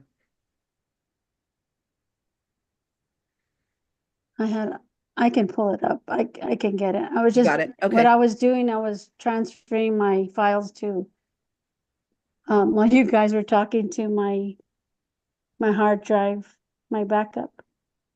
That's okay. I just stopped it. Wow, that's a lot to do. Be careful. I multitask.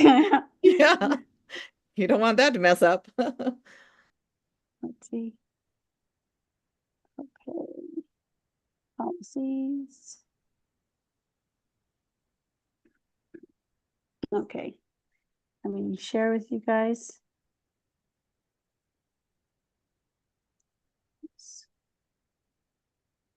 Okay. So I did send this out, and the key points I would say is the principal, the credit cards will be issued to personnel with approval by the principal. And the principal will have one, and they're probably gonna have two, and she's gonna assign the card to somebody else. And the following purchases are not allowed. That's another key portion of the policy. It has alcohol, capital, equipment over 5,000, construction, renovation, controlled substances, items or services on term contracts, maintenance agreements, personal items or loans, rentals other than short-term autos, telephones, related equipment or services, any other items deemed inconsistent with the values of Dream Dine Charter School. And cash advances are not allowed. And disputed items are the cardholder's responsibility to follow up on related to erroneous charges, returns and adjustments. And I don't mind helping out with that sometimes. I'm used to following up with vendors if Marla has problems. And then the procedures. The credit cards may be requested for prospective cardholders by written request. There's a credit card request form that the school has. And these are just detailed receipts, and the two cardholders are real familiar with the procurement process, so. Let's see.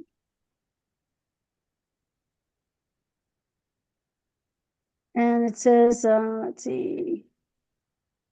They had to provide the monthly statements to me.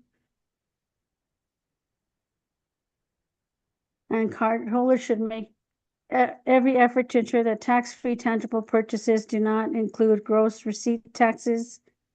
And so the main purpose for this card is for gas for the vehicle, the school vehicle. And so there's no tax. And then if we need to buy supplies from Costco for the field trips or for the school. And so that's non-taxable. So we don't plan on using it for anything else unless we have an emergency and we need to get something. Because that just causes problems with the tax. And let's see. Pre-approval for any purchase over 2,000 must be obtained from the governing council, president or treasurer. So those were the main points on and this is the document for the cardholders. All the cardholders have to fill this out.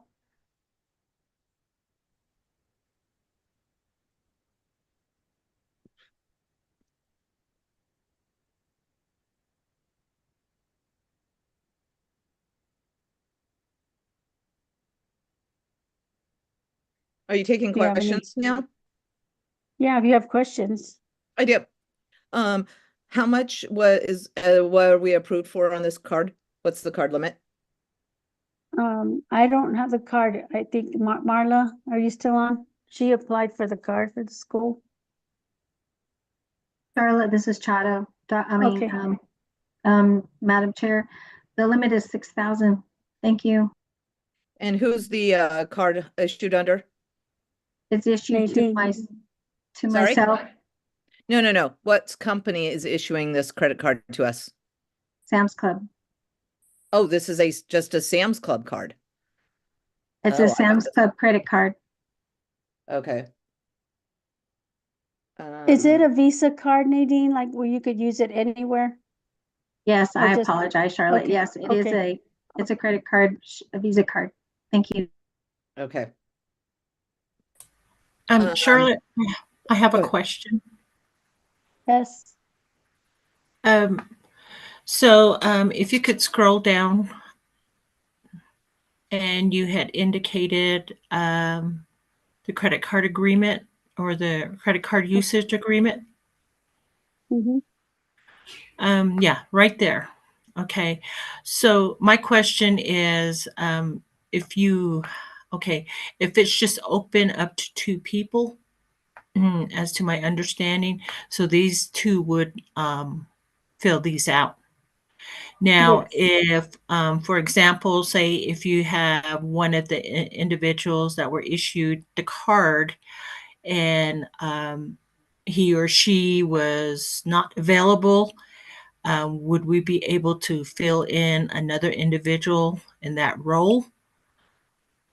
Well, there's a So process. You have to go to get another yeah. card. You couldn't use the same card. Because Okay. each card That has the was- person's name. Oh, okay. So that was my question. And then my other question was if the card's already in their name, it's going to be in their possession. But I was just going to ask, if it was a school credit card to where it was just the school itself that had the authorized user with some listed names, I was just going to ask if they were going to have this card in their possession at all times. But if it's strictly just for the individual that applied for, I can understand. Okay, so I was Yeah. thinking that it was just a school credit card for school use. Of course, we know it's school use, but it could be anybody from the school, an authorized user. That's what I thought it was. But you explained Yeah. it that it was generally for the individual that applied for the card. So that would be Nadine and that would be Marla. Is that correct? Yes, that's my understanding. And it's Okay. probably better that just Nadine and Marla use the card because they have a better understanding of the procurement process. I would prefer not everybody have access to the card. Okay. All right. Okay. Thank you.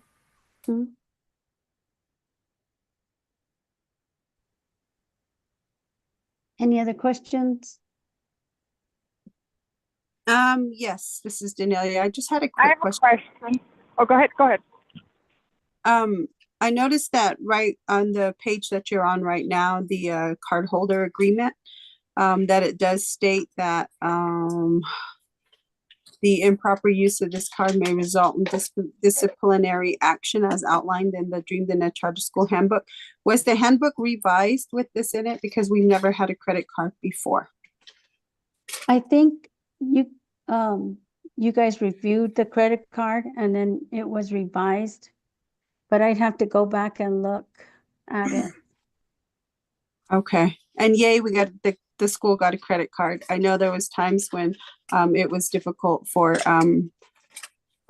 Nadine and Marla to do something sometimes, and so yay, they got a credit card. Yes.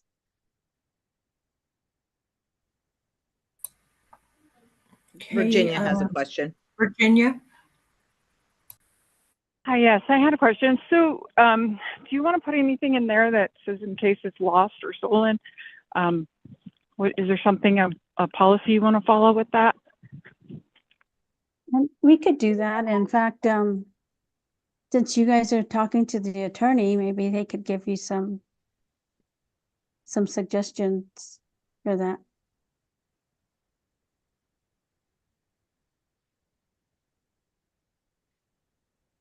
Okay, thank So you. do we want the policy committee to review it maybe, or, and then we send an attorney, or? Because I was thinking about also in there, it said use as a telephone, but a lot of stuff are, cell phone now. Landlines are kind of rarely used, I guess. I know, but we wouldn't use it to pay for that because we pay. So it's better to just set up a purchase order if you want to buy something. So the sole purpose we got this is for gas, and like sometimes the hotels don't use purchase orders, and we can use the credit card for that, but it's not like for daily use like the districts have. This is just something that we have in case of an emergency or mainly for gas, and the main purpose, my understanding, was for gas and for food, like if we needed to buy from Sam's or like for the students, or supplies. Sometimes we might need supplies. But it's not like, okay, I'm going to go pay for this phone bill. Right. We're not paying for our bills. Yeah. Can you clarify what gas we are currently using and charging? For the school vehicle? Yeah, what are we using the school vehicle for? We use it for food every day to pick up the food. And Nadine, can you add to that? Yes, if we have to run to Window Rock to get test items for our Dene language, that is what it's used for. I also take it home because there is no place to keep it safe in the Shiprock area. That was discussed and addressed before my administration, and that's always the way it's been. Thank you. Do we have any more questions? Donna, did you have anything? No. I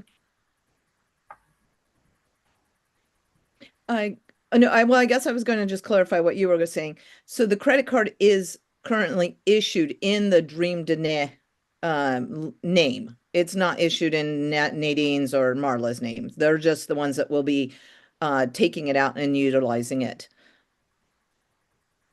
That is correct. But don't you Marla guys have to applied sign for it, but- something? Don't they have to sign something? Don't you have to sign something to get the credit card, Nadine, as users? Yes, we did. We had to sign an agreement, and then at that time they issued the card to us. But we haven't activated it yet until this credit card policy and procedure is approved first. I like to add to that. The credit card is in Dream Dene Charter School's name as well as Nadine and I's name. This is Marla. Okay. And this is not going, replacing the, using a purchase order when we go to Sam's, correct? No. Okay. So we set up a purchase order for Sam's, but if, when we go, we have to, we use the card, but we still set up the purchase order before we Okay. go. Okay, thank you, everyone. My recommendation is, yes, the credit card policy needs to be adopted, but there are still questions being lingering out there. So since we have our policy committee that was just established a few minutes ago, perhaps we, the committee could get a meeting ASAP and discuss the credit card policy and make those recommendations, and we can get it approved at our next meeting or during a special meeting. So that would be my recommendation.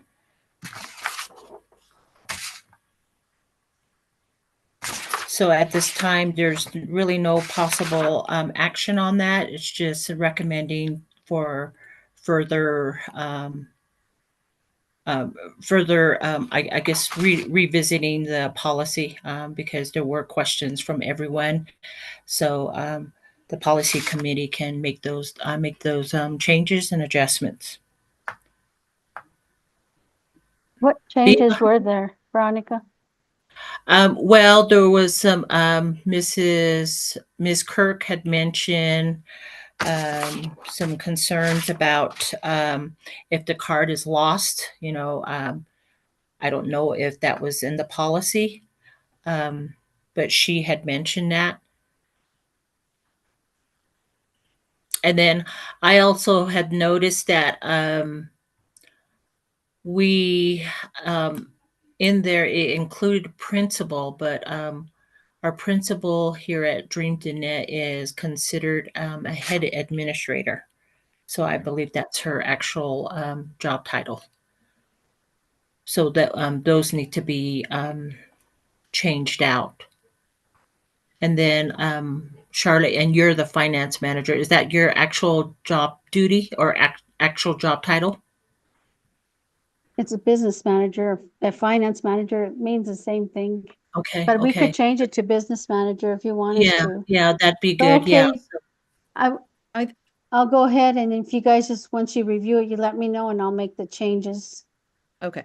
I think the only other thing that was brought up, Mrs. Allen brought up the fact that this is supposed to be in the and can you go down? Dream Dene handbook.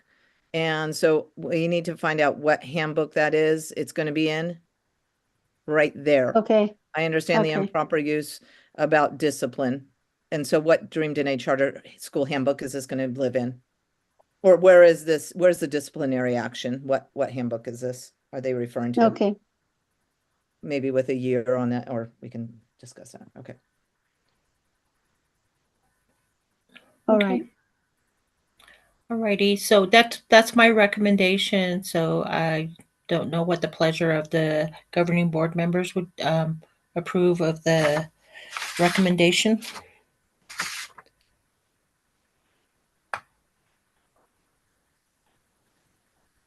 This is Danelia. I'm with you on that. I think those changes need to be made before we approve it. Okay. Thank you, Miss Allen. Okay. Okay. So once you guys review it, just send me the list of changes and I'll make them for you. Okay. All right. Yeah, thank you all for your input and feedback on the credit card policy. And I guess we'll go ahead and get a feedback from Donna. I believe Donna is the chair for the policy, so she'll get back with us on that. So no action on that, just a recommendation. So going down to 6, governing council training. All governor council members need to complete 5 hours of training. There's always a reminder that's sent out to us via email indicating that there are some trainings coming up but also keep in mind that you have to be logged into Canvas and have access to that. And you also have to make sure you sign up well in advance to participate in those trainings as well. So, but if you have any questions relating to your training, you can reach out to Nadine, and she'll be able to provide that information as well. So again, for all governing members, we are required to complete 8 hours of training. So, and I believe most of those online Canvas courses are about an hour and a half long. So depending on what courses you've signed up for. So that's just information only. So again, just the training, professional development for council members.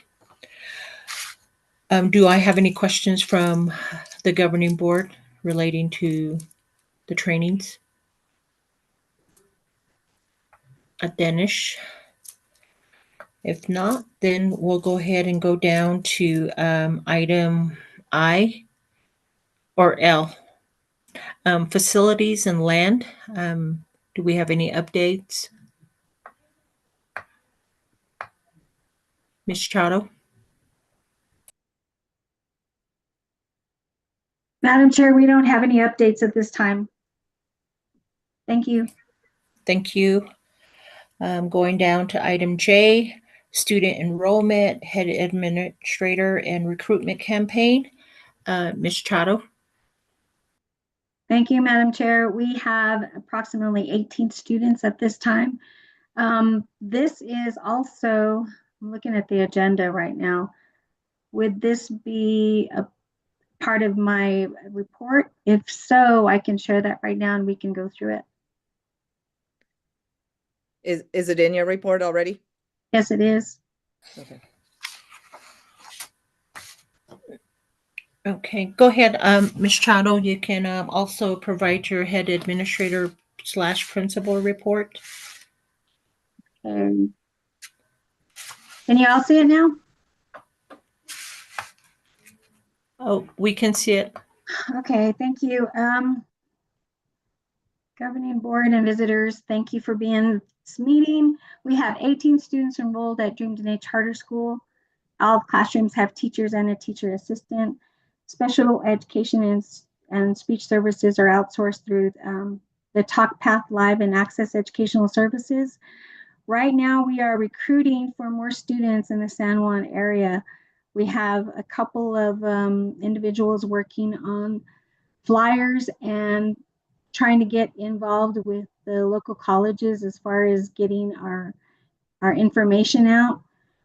We also have an individual on our campus that's doing some sound bites that we have tried to put on the radio. We're having a little bit of difficulty with that, but just advertising our school. Right now, we are next month in December, we're going to be going full force with it because around that time, usually families are moving around, they get a little mobile and they would need a new school to go to. So we're trying to catch those families and parents as well. Dene Language and Culture, Dr. Shepard, our Dene Language and Culture teacher, along with Mr. Warren, who is our educational assistant, are working on an upcoming Christmas program to feature our mission-driven projects. So if you remember in our project, in our performance framework, we have a rubric for the items that the students need to be learning and knowing and presenting. So they're going to be presenting their clans, creating some family trees, and just giving some information about our traditional morning practices. These include our positive thoughts, our pledges, our hummingbird pledges, and our hummingbird proclamations. With the assistance of Dr. Shepard, the Dene Language and Culture curriculum has begun with some input from the staff members. We now have a pacing guide that we have developed. It has been quite a challenge, and it's actually looking really good. I'm really pleased with the work the staff has done in working with this pacing guide. Dene Language membership and apprentice program has been put on hold right now, but we are working with NISN and Dr. Vicente in getting that program started again. It was a really good success last year because we ended up having one educational assistant, taking the 520 licensure test and passing. So we're hoping to get more certified in the 520 licenses. My goal is to seek and provide more opportunities for teachers to speak Diné and teach culture. So right now our aim is to score a 90% on our annual place-based project by the 120th day. That's for all students, K-5. So that at that point, they're going to be demonstrating their understanding of Diné language and culture.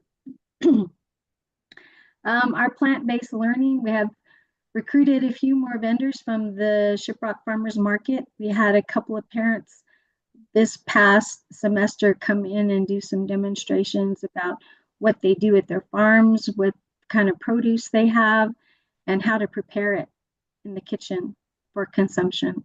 So it was really an interesting presentation from a couple of our parents. We are also working with Diné College. We're going to be partnering with them to share some practices in agriculture, and hopefully we can visit some more farms. They have a lot of connections with the farms in the area. So that's the reason why we're looking at Diné College. Our goal is to bring more community members as teachers and presenters to share their knowledge of local history, arts, and farming. We also have the ACE program, which provides culturally rich experiences for all our students and supports our families and communities during the school day. We have a couple of presentations coming up. One of them is Shema Storytelling with Radmila Cody. We really enjoy having her, and the kids just adore her. She's just fantastic. She tells such great stories. We're going to be revisiting the goals and making the changes necessary to meet the needs of our students, and that's based on our performance framework. The ACE program joined us during the HPAC, Hummingbird PAC Parent Advisory Committee meeting, and shared some information and programs that are going to be coming up within the school year, this next school year. They're supposed to be starting their activities last month, but they had a little hiccup, so now they're starting it back up again. So we're going to continue to work with the ACE program to provide more activities and opportunities for our students. Right now, we are right in the middle of the year, so we're going to be working on our NWA MOU for math, reading, and science, and that is usually done with Thomas. She is the test coordinator. We continue to use data binders in our classrooms so that parents and families can reflect on their students' progress. Data binders were mentioned also in the performance framework. So we're encouraging family and parent involvement and giving opportunities for students to set goals. Believe it or not, kindergartners have goals. They've done a fantastic job trying to keep up with those goals. So we have ELA and training for our returning and new teachers, I'm sorry. Community and parent involvement. The PAC committee is going through some changes. We'll be working with recruiting efforts as well. We have a couple of parents who have taken on a lead role. One of them is now our secretary. We are looking for a president and we're looking for a vice president. We did have our talking circle with NISN. We invited parents. We also are taking parent surveys asking what they would like to do and participate this next school year. One of the ideas was to visit an indigenous tribe in Washington, D.C. So this is in the planning. Students are really getting excited about it. Parents are looking forward to following through with this to see what kinds of things ACE is going to be providing again. We shared a meal with our families on November 18th. We call it Lunch with My Relatives, and we had a really good turnout. Of course, you know, Dream Diné is a small area, so we were able to use Bethel Church. They have a big area where they entertain and have meals. We were able to use that kitchen, and we did get a good turnout of parents. We also have a local artist. His name is Defy, and he worked with the students, talking with them. We had a couple of students who are interested in media, and they were able to interview Defy using all the equipment that media specialists use. We have Joshua Bitta, Mike Bitta, who is a very interesting person. He likes to work with media. He has all the equipment, and he had our students working behind the scene and using cameras and mics. So that was a really good experience for the kids. Defy also led a lesson in poetry, which was interesting too, because he's a rap artist. He was able to share that with the students. So we're going to continue to recruit members and participants for our ACE program. Our leadership team, our next steps, we had Unity Day on November 13th. Navajo Prep students came and joined us. They shared lessons, they read stories with our students, and they sang songs. We were also able to share our traditional routines with these students. They were very impressed with what we were doing. Last Saturday, we had a professional development with Imagine Education Incorporated. They helped us work with MLSS, which is Multi-Layer Student Services in the Classroom. Again, I had mentioned this earlier that this replaced the RTI program. And so we are working really hard trying to get our academics up to par. And what we did on this day was we took a deep dive in our lessons and looked at data and talked about how we're moving toward a data-driven educational platform. We want to make sure that our kids are getting everything that they need every single day. We were also able to create our own SMART goals, short and long term, of course, relating to student achievement. If you have any questions, you know how to contact me. I have my phone number there. Board members, you have my personal cell number, and you can always reach out to me on email or texting. Thank you. Thank you, Ms. Chato, for your written and verbal report. I just have a comment to make on the recruitment flyer that you're all dispersing within the communities. Is it possible if you can send a flyer to the board members so the board members can be able to either present at their chapter houses or post at in community events at laundromats, and then also if there's any in-person recruitment that you're doing within Shiprock area. I know that there's a lot of holiday bazaars and things coming up, so that would be a time for that as well. But if you could just share the flyer with us, that'd be great. Thank you. Sure. I believe Donna got her hand raised. Donna?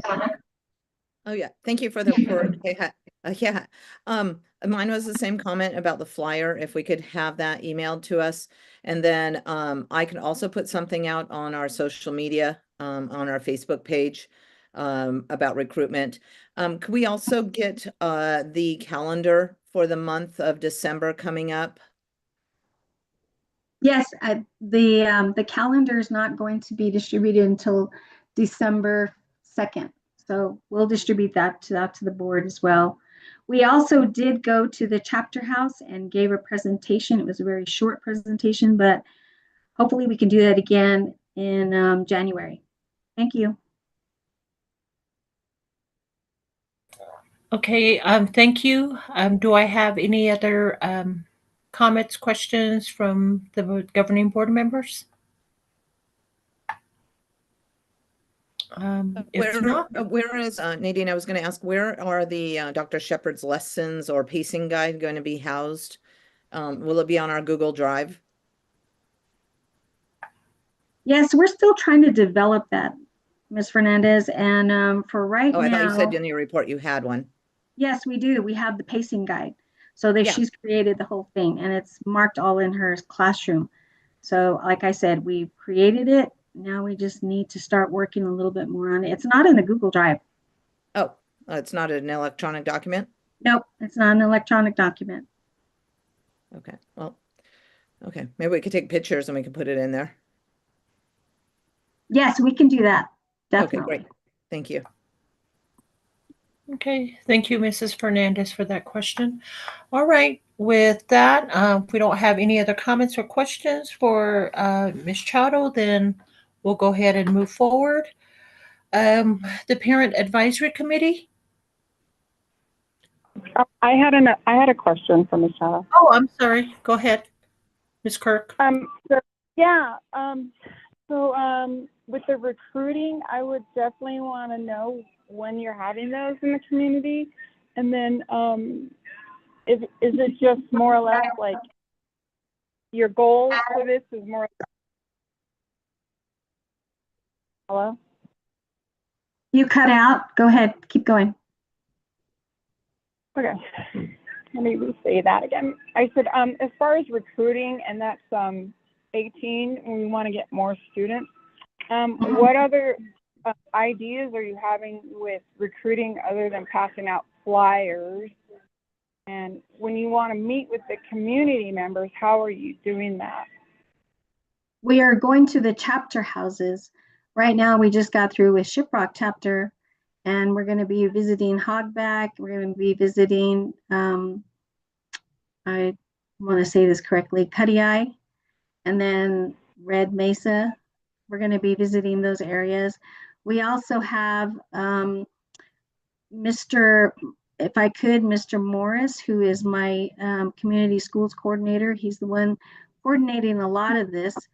Maybe he can give you a little bit more of a detailed explanation about how we're doing our recruiting efforts. Mr. Morris? You've had it to the server. He'll be right with you guys. Thank you.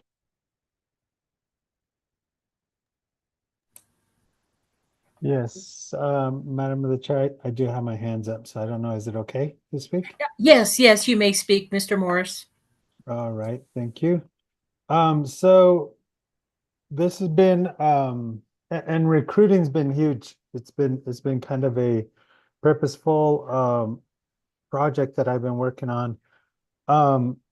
And I've been meeting with the community development organizations in regards to the state and the local schools. So I don't know if any of you know that there are community development coordinators, community development organizations that are amongst all the schools. And right now I am working with the community development state representative, and we're really coming up with a strategic plan in creating recruiting, I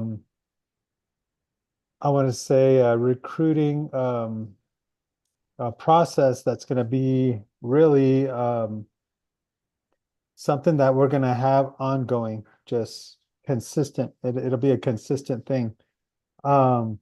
So right now I'm working on it becoming an actual plan, an actual detailed process that we're going to have for the school. So as of right now, we're in the planning stages, school board members, and it's going to be something that is structured. It'll be something structured.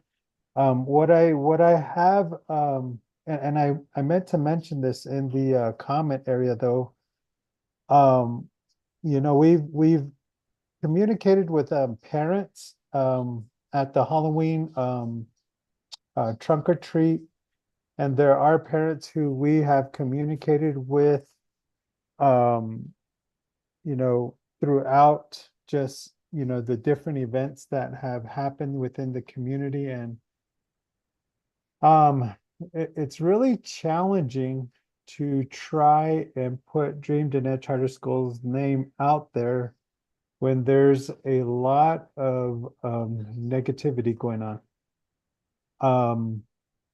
And I don't know if I would like to kind of, and a lot of the negativity is that I'm understanding them, because I talk to a lot of parents as a community development coordinator, just trying to get, I actually recently created a survey trying to reach out to family members and family members to see, you know, to try to communicate better with them on getting their opinions. But there's been a lot of negativity from in regards to, you know, how, Dream Dene is out there, and I think it's, and we just kind of, you know, we have to clean that up somehow.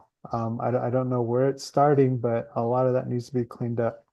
You know, just to give you guys an idea, there is an initiative to create a plan in regards to recruiting. So Donna, Ms. Fernandez, it's going to be everything from community events to community you know, outreaches to community services with other schools and other community outreach events going on throughout the area.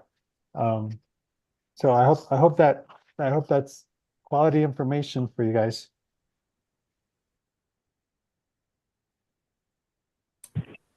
So I have another question. So knowing that the school year is going to be ending in December, I guess it's kind of crunch time, because are we like having a goal for the next semester, like trying to reach something? We have like a group goal. So right now, and like a lot of you might know, right now is kind of a tough, not necessarily a tough time to recruit, because we're going into the holiday seasons, but you know, really communicating and getting the word out there and working alongside the schools as well. So as far as creating a goal, I think it's Charlotte has her hand up, I know. But like I said, we're developing a plan, but it would be, you know, ideal to set a goal. If I could, Madam Chair. Yes. Go ahead, Mr. Ms. Morris. Prado. Okay, thank you. Mr. Morris is talking about a consecutive plan, something that's continuous. Right now, we are working to try to just get the public to understand who we are and what we're doing. So that's the first goal, to get the public and the families to understand what we're doing. And some of our families are already talking to other families. And that's how we got one more student this past month. So, you know, with our families, with our staff, with myself, and with members in the area, we're just trying to do as best as we can. We have an awesome AmeriCorps individual who's working, well, actually two of them, who are working diligently to try to get the word out about our school. They send flyers out, they put posts, they create the flyers. Mr. Joshua Mike Bitta is doing like I said, the sound bites. And what Mr. Morris is talking about is something that we're going to be doing consecutively. So, you know, just giving you those ideas. We are working on it, and we would really appreciate it if the board would step in and try to help us out as far as getting those recruitment efforts moving. Thank you. Yeah, I agree. I think if you could just, to me, this is a really big concern, because it, you know, the number of students is going down, but I'm also like, I'm a person who thinks of a plan A and a plan B. And please reach out to us, like this Thanksgiving thing that you had. It would have been wonderful if we got an invite. I would have loved to have been there, or any other functions as far as your recruiting. Like if you could just let us know and say, we're going to be here. If any of you in the area could like attend, that would be awesome. I am willing to be there. Okay, thank you. I believe we have Charlotte, and then we have Lander in the queue. I just wanted to remind everybody that our budget is determined off of the average 8120 from the previous year. So, and it's determined by the number of students.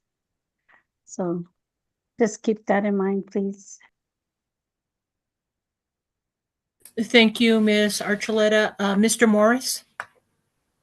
Yes, Madam of the Chair.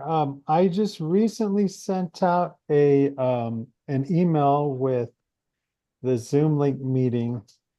And I want to make sure that all the board, the governing board members, I want to make sure, can we verify right now that all of you guys received that? Because what I did was I created a group.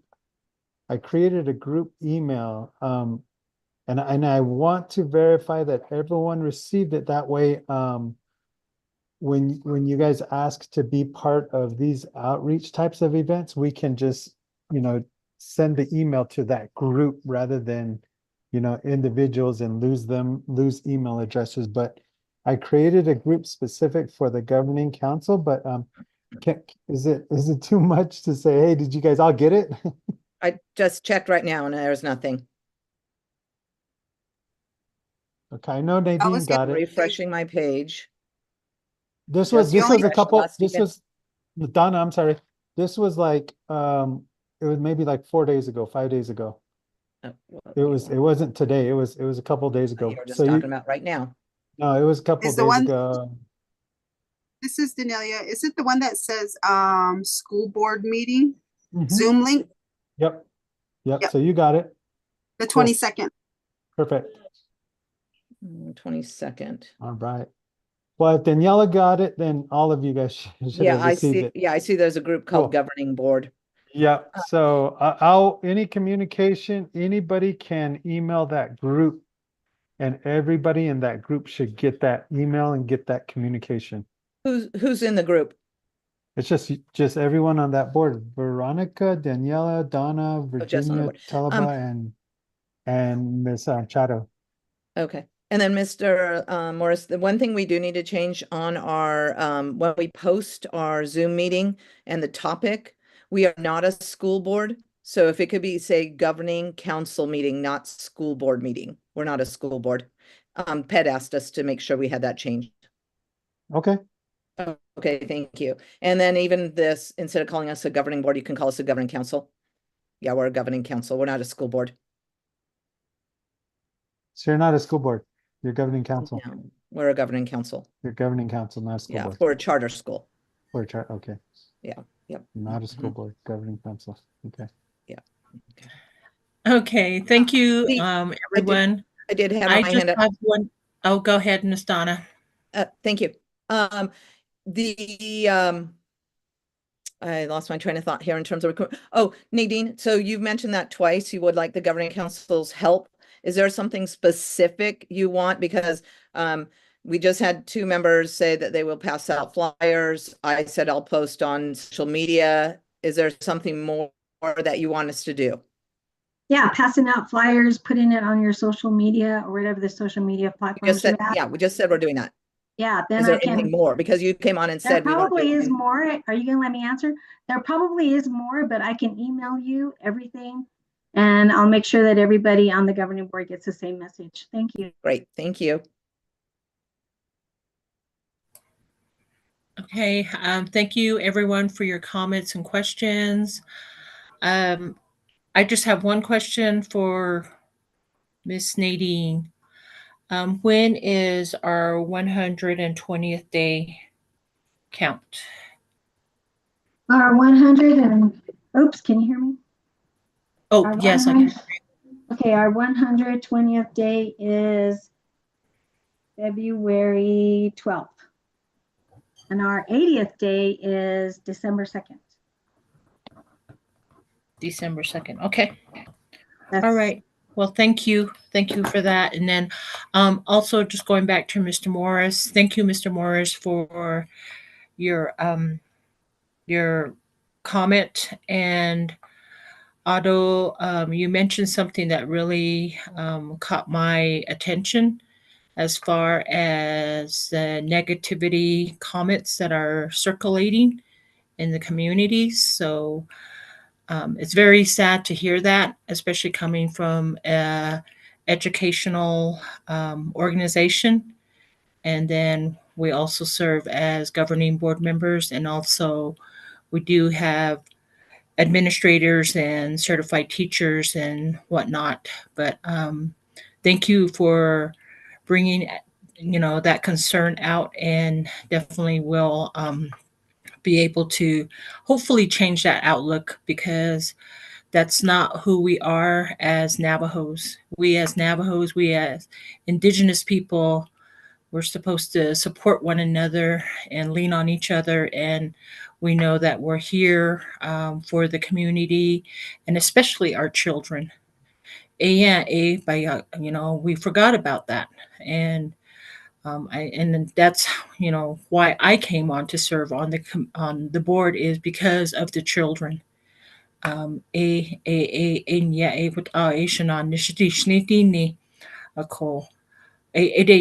Thank you very much for bringing that out. And with that, I know we spent a long time on this, and I just have one more individual that like to speak, Mrs. Thomas.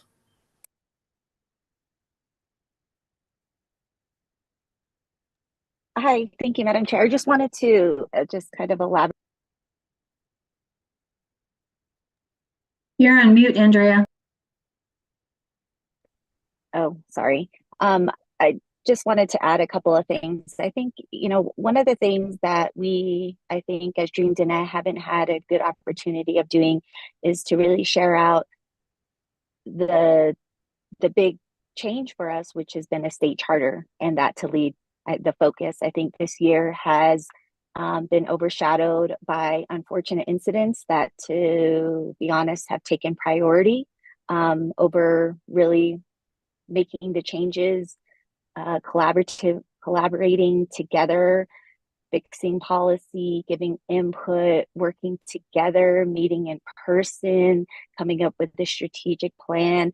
All of those things is gonna be what helps to change the vision and the outlook that our community has perceived our school.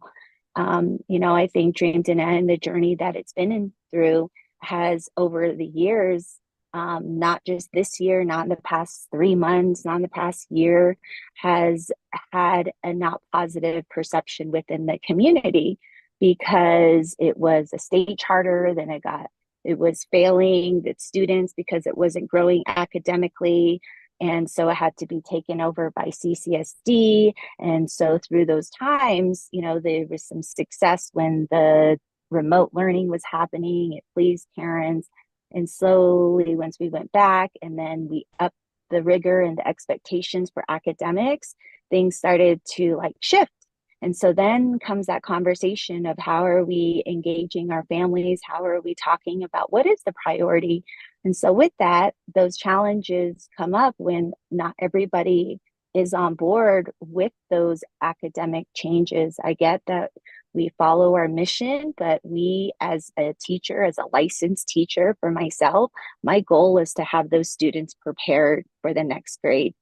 And, when I talk to parents and when we try to recruit and, that is the highlight. That's what parents talk about. They want their kids to get the small group setting. They want their kids who've had challenges in the other schools, have the opportunity to thrive where they haven't. And, to be honest, I feel like if you really want to talk about what it is, we need to with the students and the population we're serving, there's some challenges and students that are needs that we're really, focusing on emotionally, socially, physically, in ways that are going to help these students to succeed in their academics, but more so with collectively long-term in their Diné language and culture. And so, really shifting that and having those conversations, there's a lot of oh, we'll help you, we'll do this and we can work together, but let's do it. Let's get in person and come together and meet, I think that those are ways that are going to help us to increase our enrollment. We're all on the same page. The people who are helping to make the decisions that lead our school are speaking positively to parents, to potential staff. People have different disagreements here and there, but those things, especially those of us from the community, understand how negativity can spread so easily, so quickly, and how one comment here could be construed, misunderstood by somebody, and they'll run with it.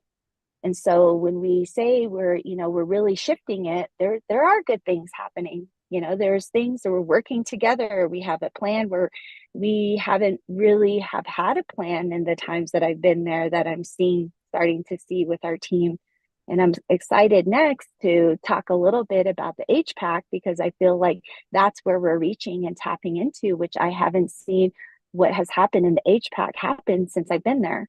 So there are some promising things happening, and those are things that are recruiting our parents. We have parents who've left our school and now are not happy with their school that their kids at and are talking about coming back.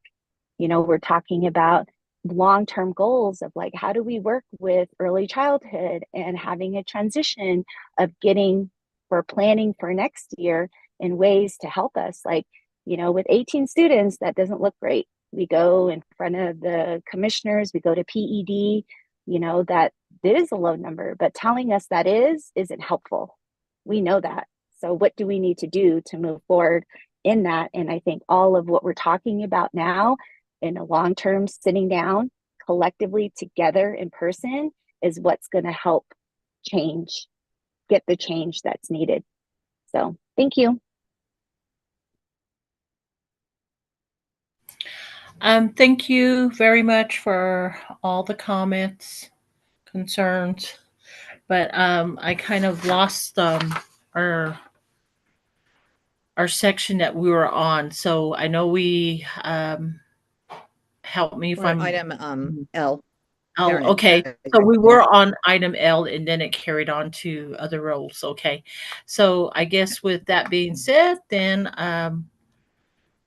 we are on to executive session. Madam Chair, this is Chado. Yes, go ahead. We haven't gone through L. We haven't talked about the Parent Advisory Committee. That's what I was Sorry. trying to tell you. We're Alright. on L right now. Yeah. Let's just make it I have some other things I need to take care of. So go ahead with item L. Andrea Thomas, go ahead, the HPAC. Thank you. Okay, thank you. Sorry, I muted myself again. Just briefly, our HPAC committee took the suggestions the GC made in the past couple of meetings. We've had 2 parents who are currently working in the school working with us, and so have been actively participating, one parent in helping with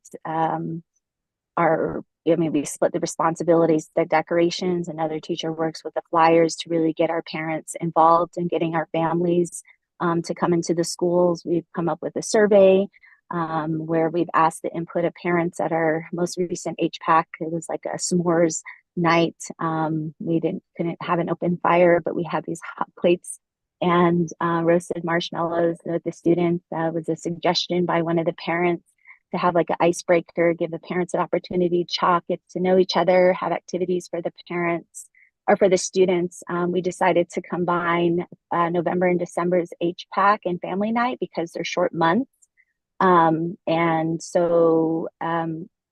because we're trying to restart up our HPAC, and we really wanted to have everyone, as many voices as we could have involved in that. And with our survey, wasn't able to provide you with the data, but basically parents are open and have encouraged a kind of remote, like having a Zoom option. So because they're busy in the evenings, and that's something that we listen to the parents and understand. And so as the staff right now, we're all collectively working together to take the role to help to get it started, but listening to the parents who are, active, coming in on a regular basis. At the most recent HPAC meeting, we had a parent who stepped up and said they were willing to be the secretary. I think right now the feedback we got when we shared that the GC had requested the input from parents in revising the policy seemed kind of daunting to them. So we told them we would help guide them. We asked in the survey too if they wanted to have another Zoom to elaborate on that. We gave them copies of the bylaws. We told them we would go through with them But I think it's really heavy, and it seemed like a lot of responsibility that not a lot of people want to. They want to help, they all want to be there, but just taking on that role. So we're really thankful for the parent who stepped up. And so I think just with that, it's very promising, and we've had a good turnout. It's been positive, and it's been a collective effort. So everyone, even our staff, we've made it a goal for ourselves to, relook at it, just, what ways we can suggest and minimize the work that's put on the parents. Because I don't see a lot of HPAC that have bylaws when I did some research with them.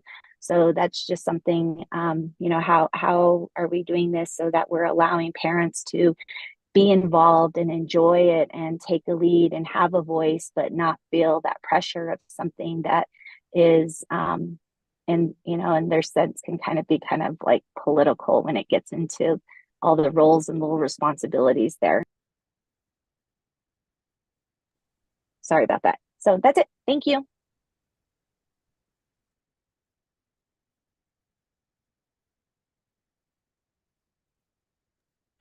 How many parents showed up? Again, I'll put that. Gosh, Marla, is Marla on the call? Marla, how many? You just did the sign-in sheet.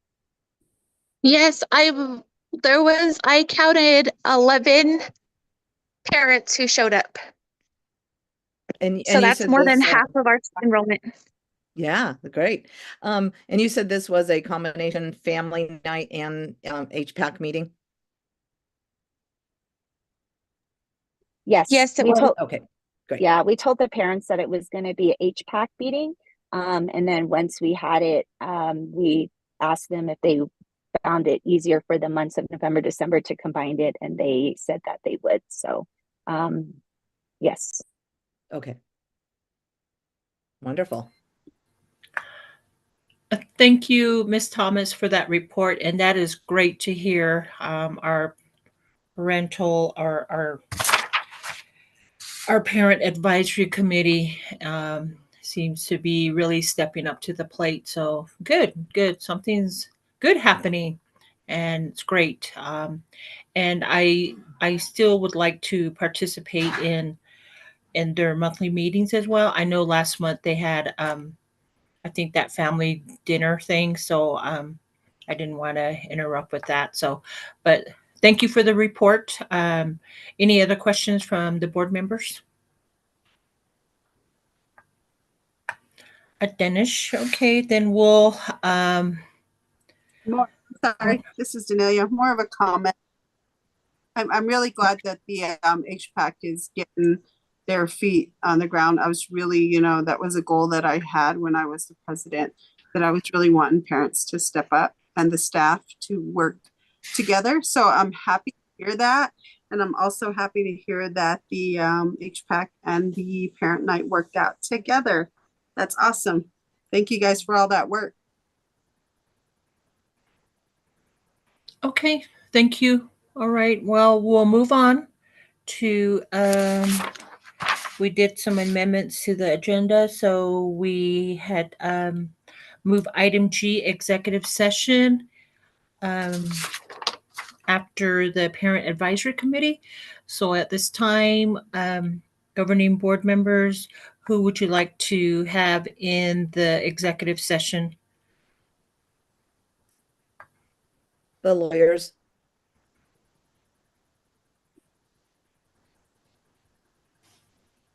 The attorneys? Correct. Okay, this is Charlotte. Good night, everybody. I can, Good night, thank you. Have a happy Thanksgiving. Bye-bye. I can create the rooms if you guys want to give me names. So Daniela, David? Is it David Gomez? Okay, before we go in executive session, I just need to read the statement. The governing council may, if necessary, enter into executive session limited to discussions regarding personnel or the governing council membership, or no. Hold on here. Yes, it is the governing council membership that's going to be presented by the attorneys. No action will be taken in executive session in accordance with the New Mexico School Association 1978, Section 10-15-1, H2.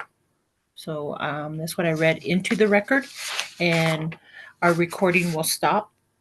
Or actually, we will be, I guess, transition to a meeting room. Is that correct, Mr. Morris? Is that what you were trying to say? I'm sorry. Go ahead. Yeah, I was creating the room right now. I think I have a phone number ending in 8878. Is that correct? Okay, and then I have Daniela, correct? Yes. Do I have David Gomez as well? Is he one of the legal advisors? Yes, and Yeah. Michelle Redmond also. Okay, I got David, and then I have Donna, and then I have Michelle Redmond, and then I have Talaba and Veronica. Okay. Does that Do we sound like need to make everyone? a motion to go? Yes, we do before we go. But we. Virginia. I didn't hear my name. Okay, Virginia, I have you as phone number ending in 8878. Yes. Okay. Let me say one thing before we transition to the room. We do need to go make a motion to go in executive session. We also have two things that we're going to discuss in executive session.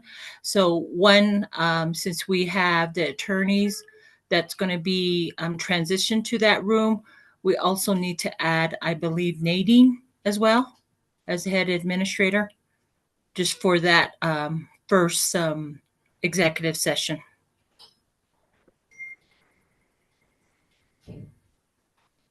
Did you get that, Mr. Morris? Yes, I got it. Okay.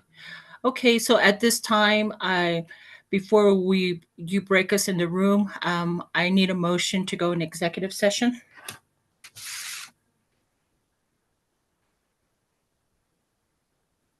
Mr. Gomez, you're on mute. I'll make a motion to, did you want to say something before I made the motion? Yes, I'd also like to address the agenda issue. Okay. Okay. All right, so there is a motion on the floor by Mrs. Fernandez. Do I hear a second? This is Virginia, second. Okay, thank you, Virginia. Okay, with that, we will be going to executive session at 9:10. And Mrs. Fernandez, if you could call for the vote. Veronica, so how do you vote? Mrs. So votes in favor. Danelia Allen, how do you vote? In favor. Donna Fernandez is in favor. Virginia Kirk, how do you vote? In favor. Talaba Begay, how do you vote? In favor. 5 are in favor, 0 against, 0 abstentions. Motion carries.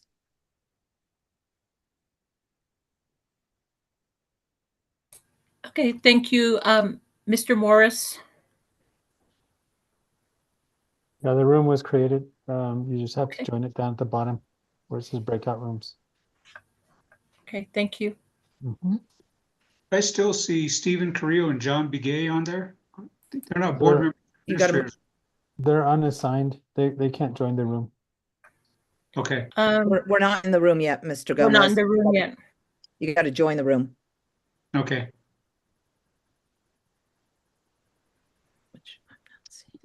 I don't see where I don't to see join. it. I don't see it either. So there should be a thing down there. Oh, let's see, I have, None of us see it yet. uh-huh. Yeah, I don't see it.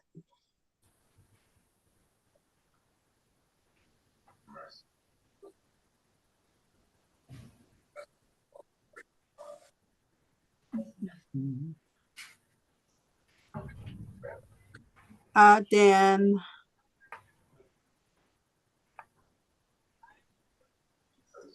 Dan.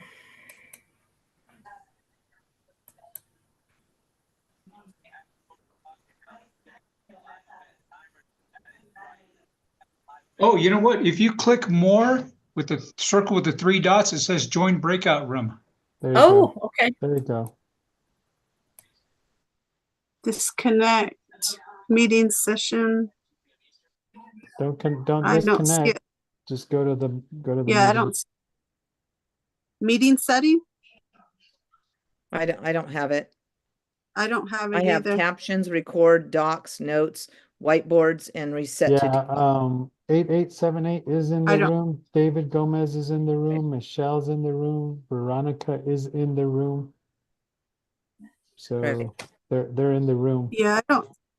Yeah, we don't have it. Daniela has not joined. Donna hasn't joined. Talaba I hasn't don't joined yet. see it. I don't see it either. I don't see it. Well, it's I have gotta no be there reaction. somewhere because the other members joined. They got into the room. Let's see. More. Nadine, do you see yours? Well, Nadine, she couldn't be assigned actually. Meetings. Meeting. No, I don't see Nadine- anything. Usually it Nadine- pops I don't up got at it. the bottom. Yep. Yeah, I don't have it. Nadine, you can join because you're a host. You can just click on that breakout room and then jump into the room.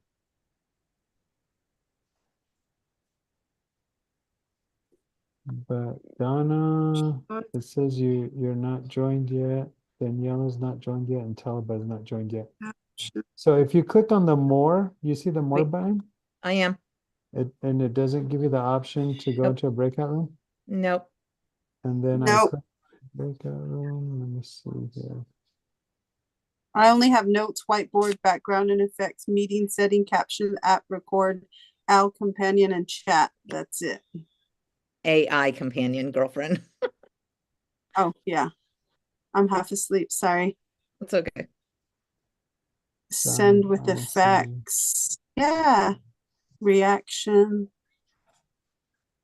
Talaba joined. She's in the room. Talaba found it. How are they finding it? Talaba found it. Switch to gallery. Even when I switch to gallery, I just see you, Lander. Yeah, let me switch my view to Participant. It just says participants invite. Nadine, do you see yours down there that says breakout room? Do you see a little button that says breakout room? No, I don't. Are you on the web? Are you guys on the web, the browser one, or are you on the app? App. I'm in my I think app. I'm on the app. Yeah. I'm signed in.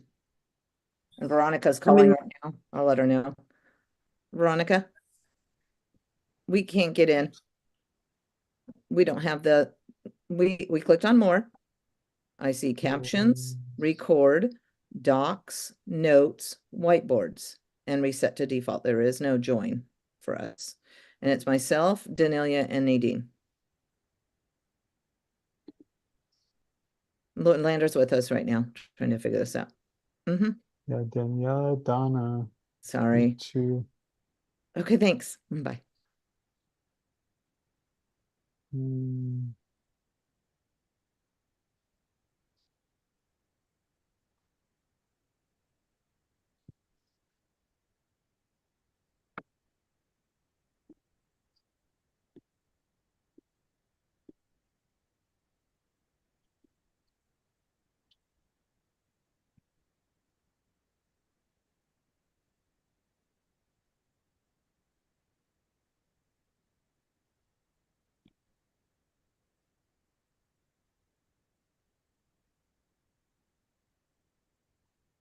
gotta teleport us, Lander. You might just want to close it back down, Lander, and start again. Okay, Just let bring me everybody see. back to this main room. Okay, let me see. Close our rooms. Close our rooms. Let's see everybody probably pop back over here. That's how you're going to teleport them.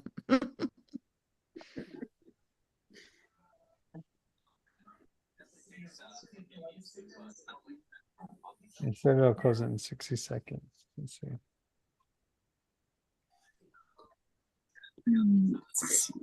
Lander, does this have anything to do with updating our computers? If you hadn't updated your Zoom app, That's probably what it is, because I don't have any of that stuff. My app, actually, I had to update it before I got on this evening. So mine I updated. can check for updates. Mm. It's doing something. Yeah, there's an update available, new version. Install. Do that. I'm gonna, oh, all right, it looks like left. Who left? somebody left right now. I think Donna left. She probably had to restart her app. Oh, Daniela. meeting, always show control. Is your app up Lander to date? moved this. Yeah. If I try to, let me see. I'm gonna mute myself and check.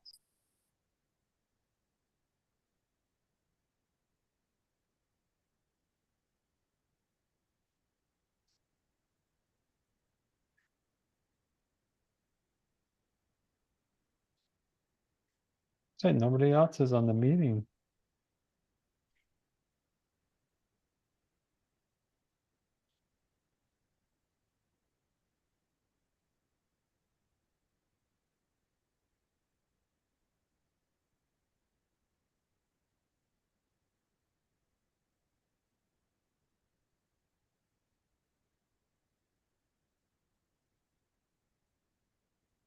I updated. Okay, there you go. So I'm gonna assign you to room 1. Okay. There you go. So you should be going to room 1. Does it give you an option, Donna? Nope. Yeah, because I assigned you to room 1 right now. So either in click on more or more. down at the bottom. I click on more and I go to, I got are whiteboards, notes, docs, captions, record. Yeah, I'm updated. My app is updated. Do you want me to leave and, did you leave, Donna, and get back in again? Yeah, yeah. It took me out, forced me out.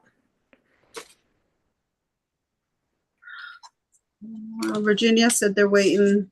I'm in. Well, we can't get in.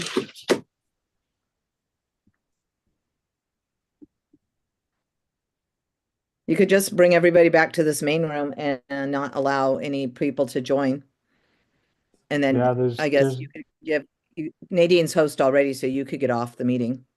Yeah, there's nobody else on the meeting right now. Yeah. Yeah, I would just bring everybody back to this room then. And then you could go off because Nadine's host. Yeah, everybody pretty much left. Yeah, I'm trying to close the meetings and they're not closing though. It says all participants Just send a message to them. all participants will return to the main session in 60 seconds. So I close all rooms, Okay. but no one, let me join the meeting.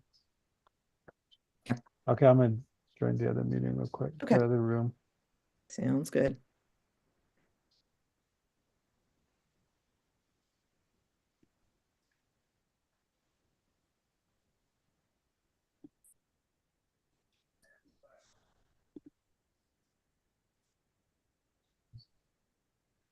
You're not gone.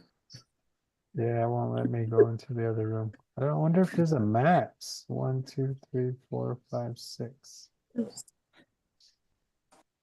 Just send a text message that please leave the meeting or leave the room. Do you want to tell Virginia to tell them? Yeah, I'll text. I'll call Veronica.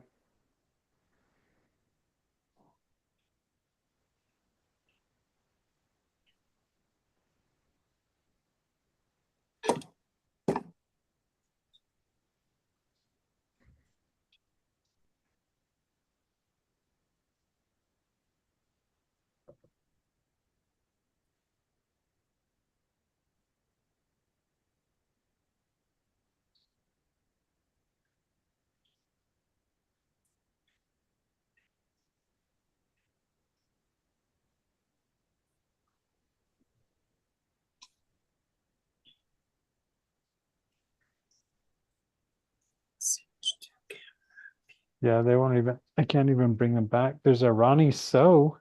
Yeah, that's Veronica. Oh, okay.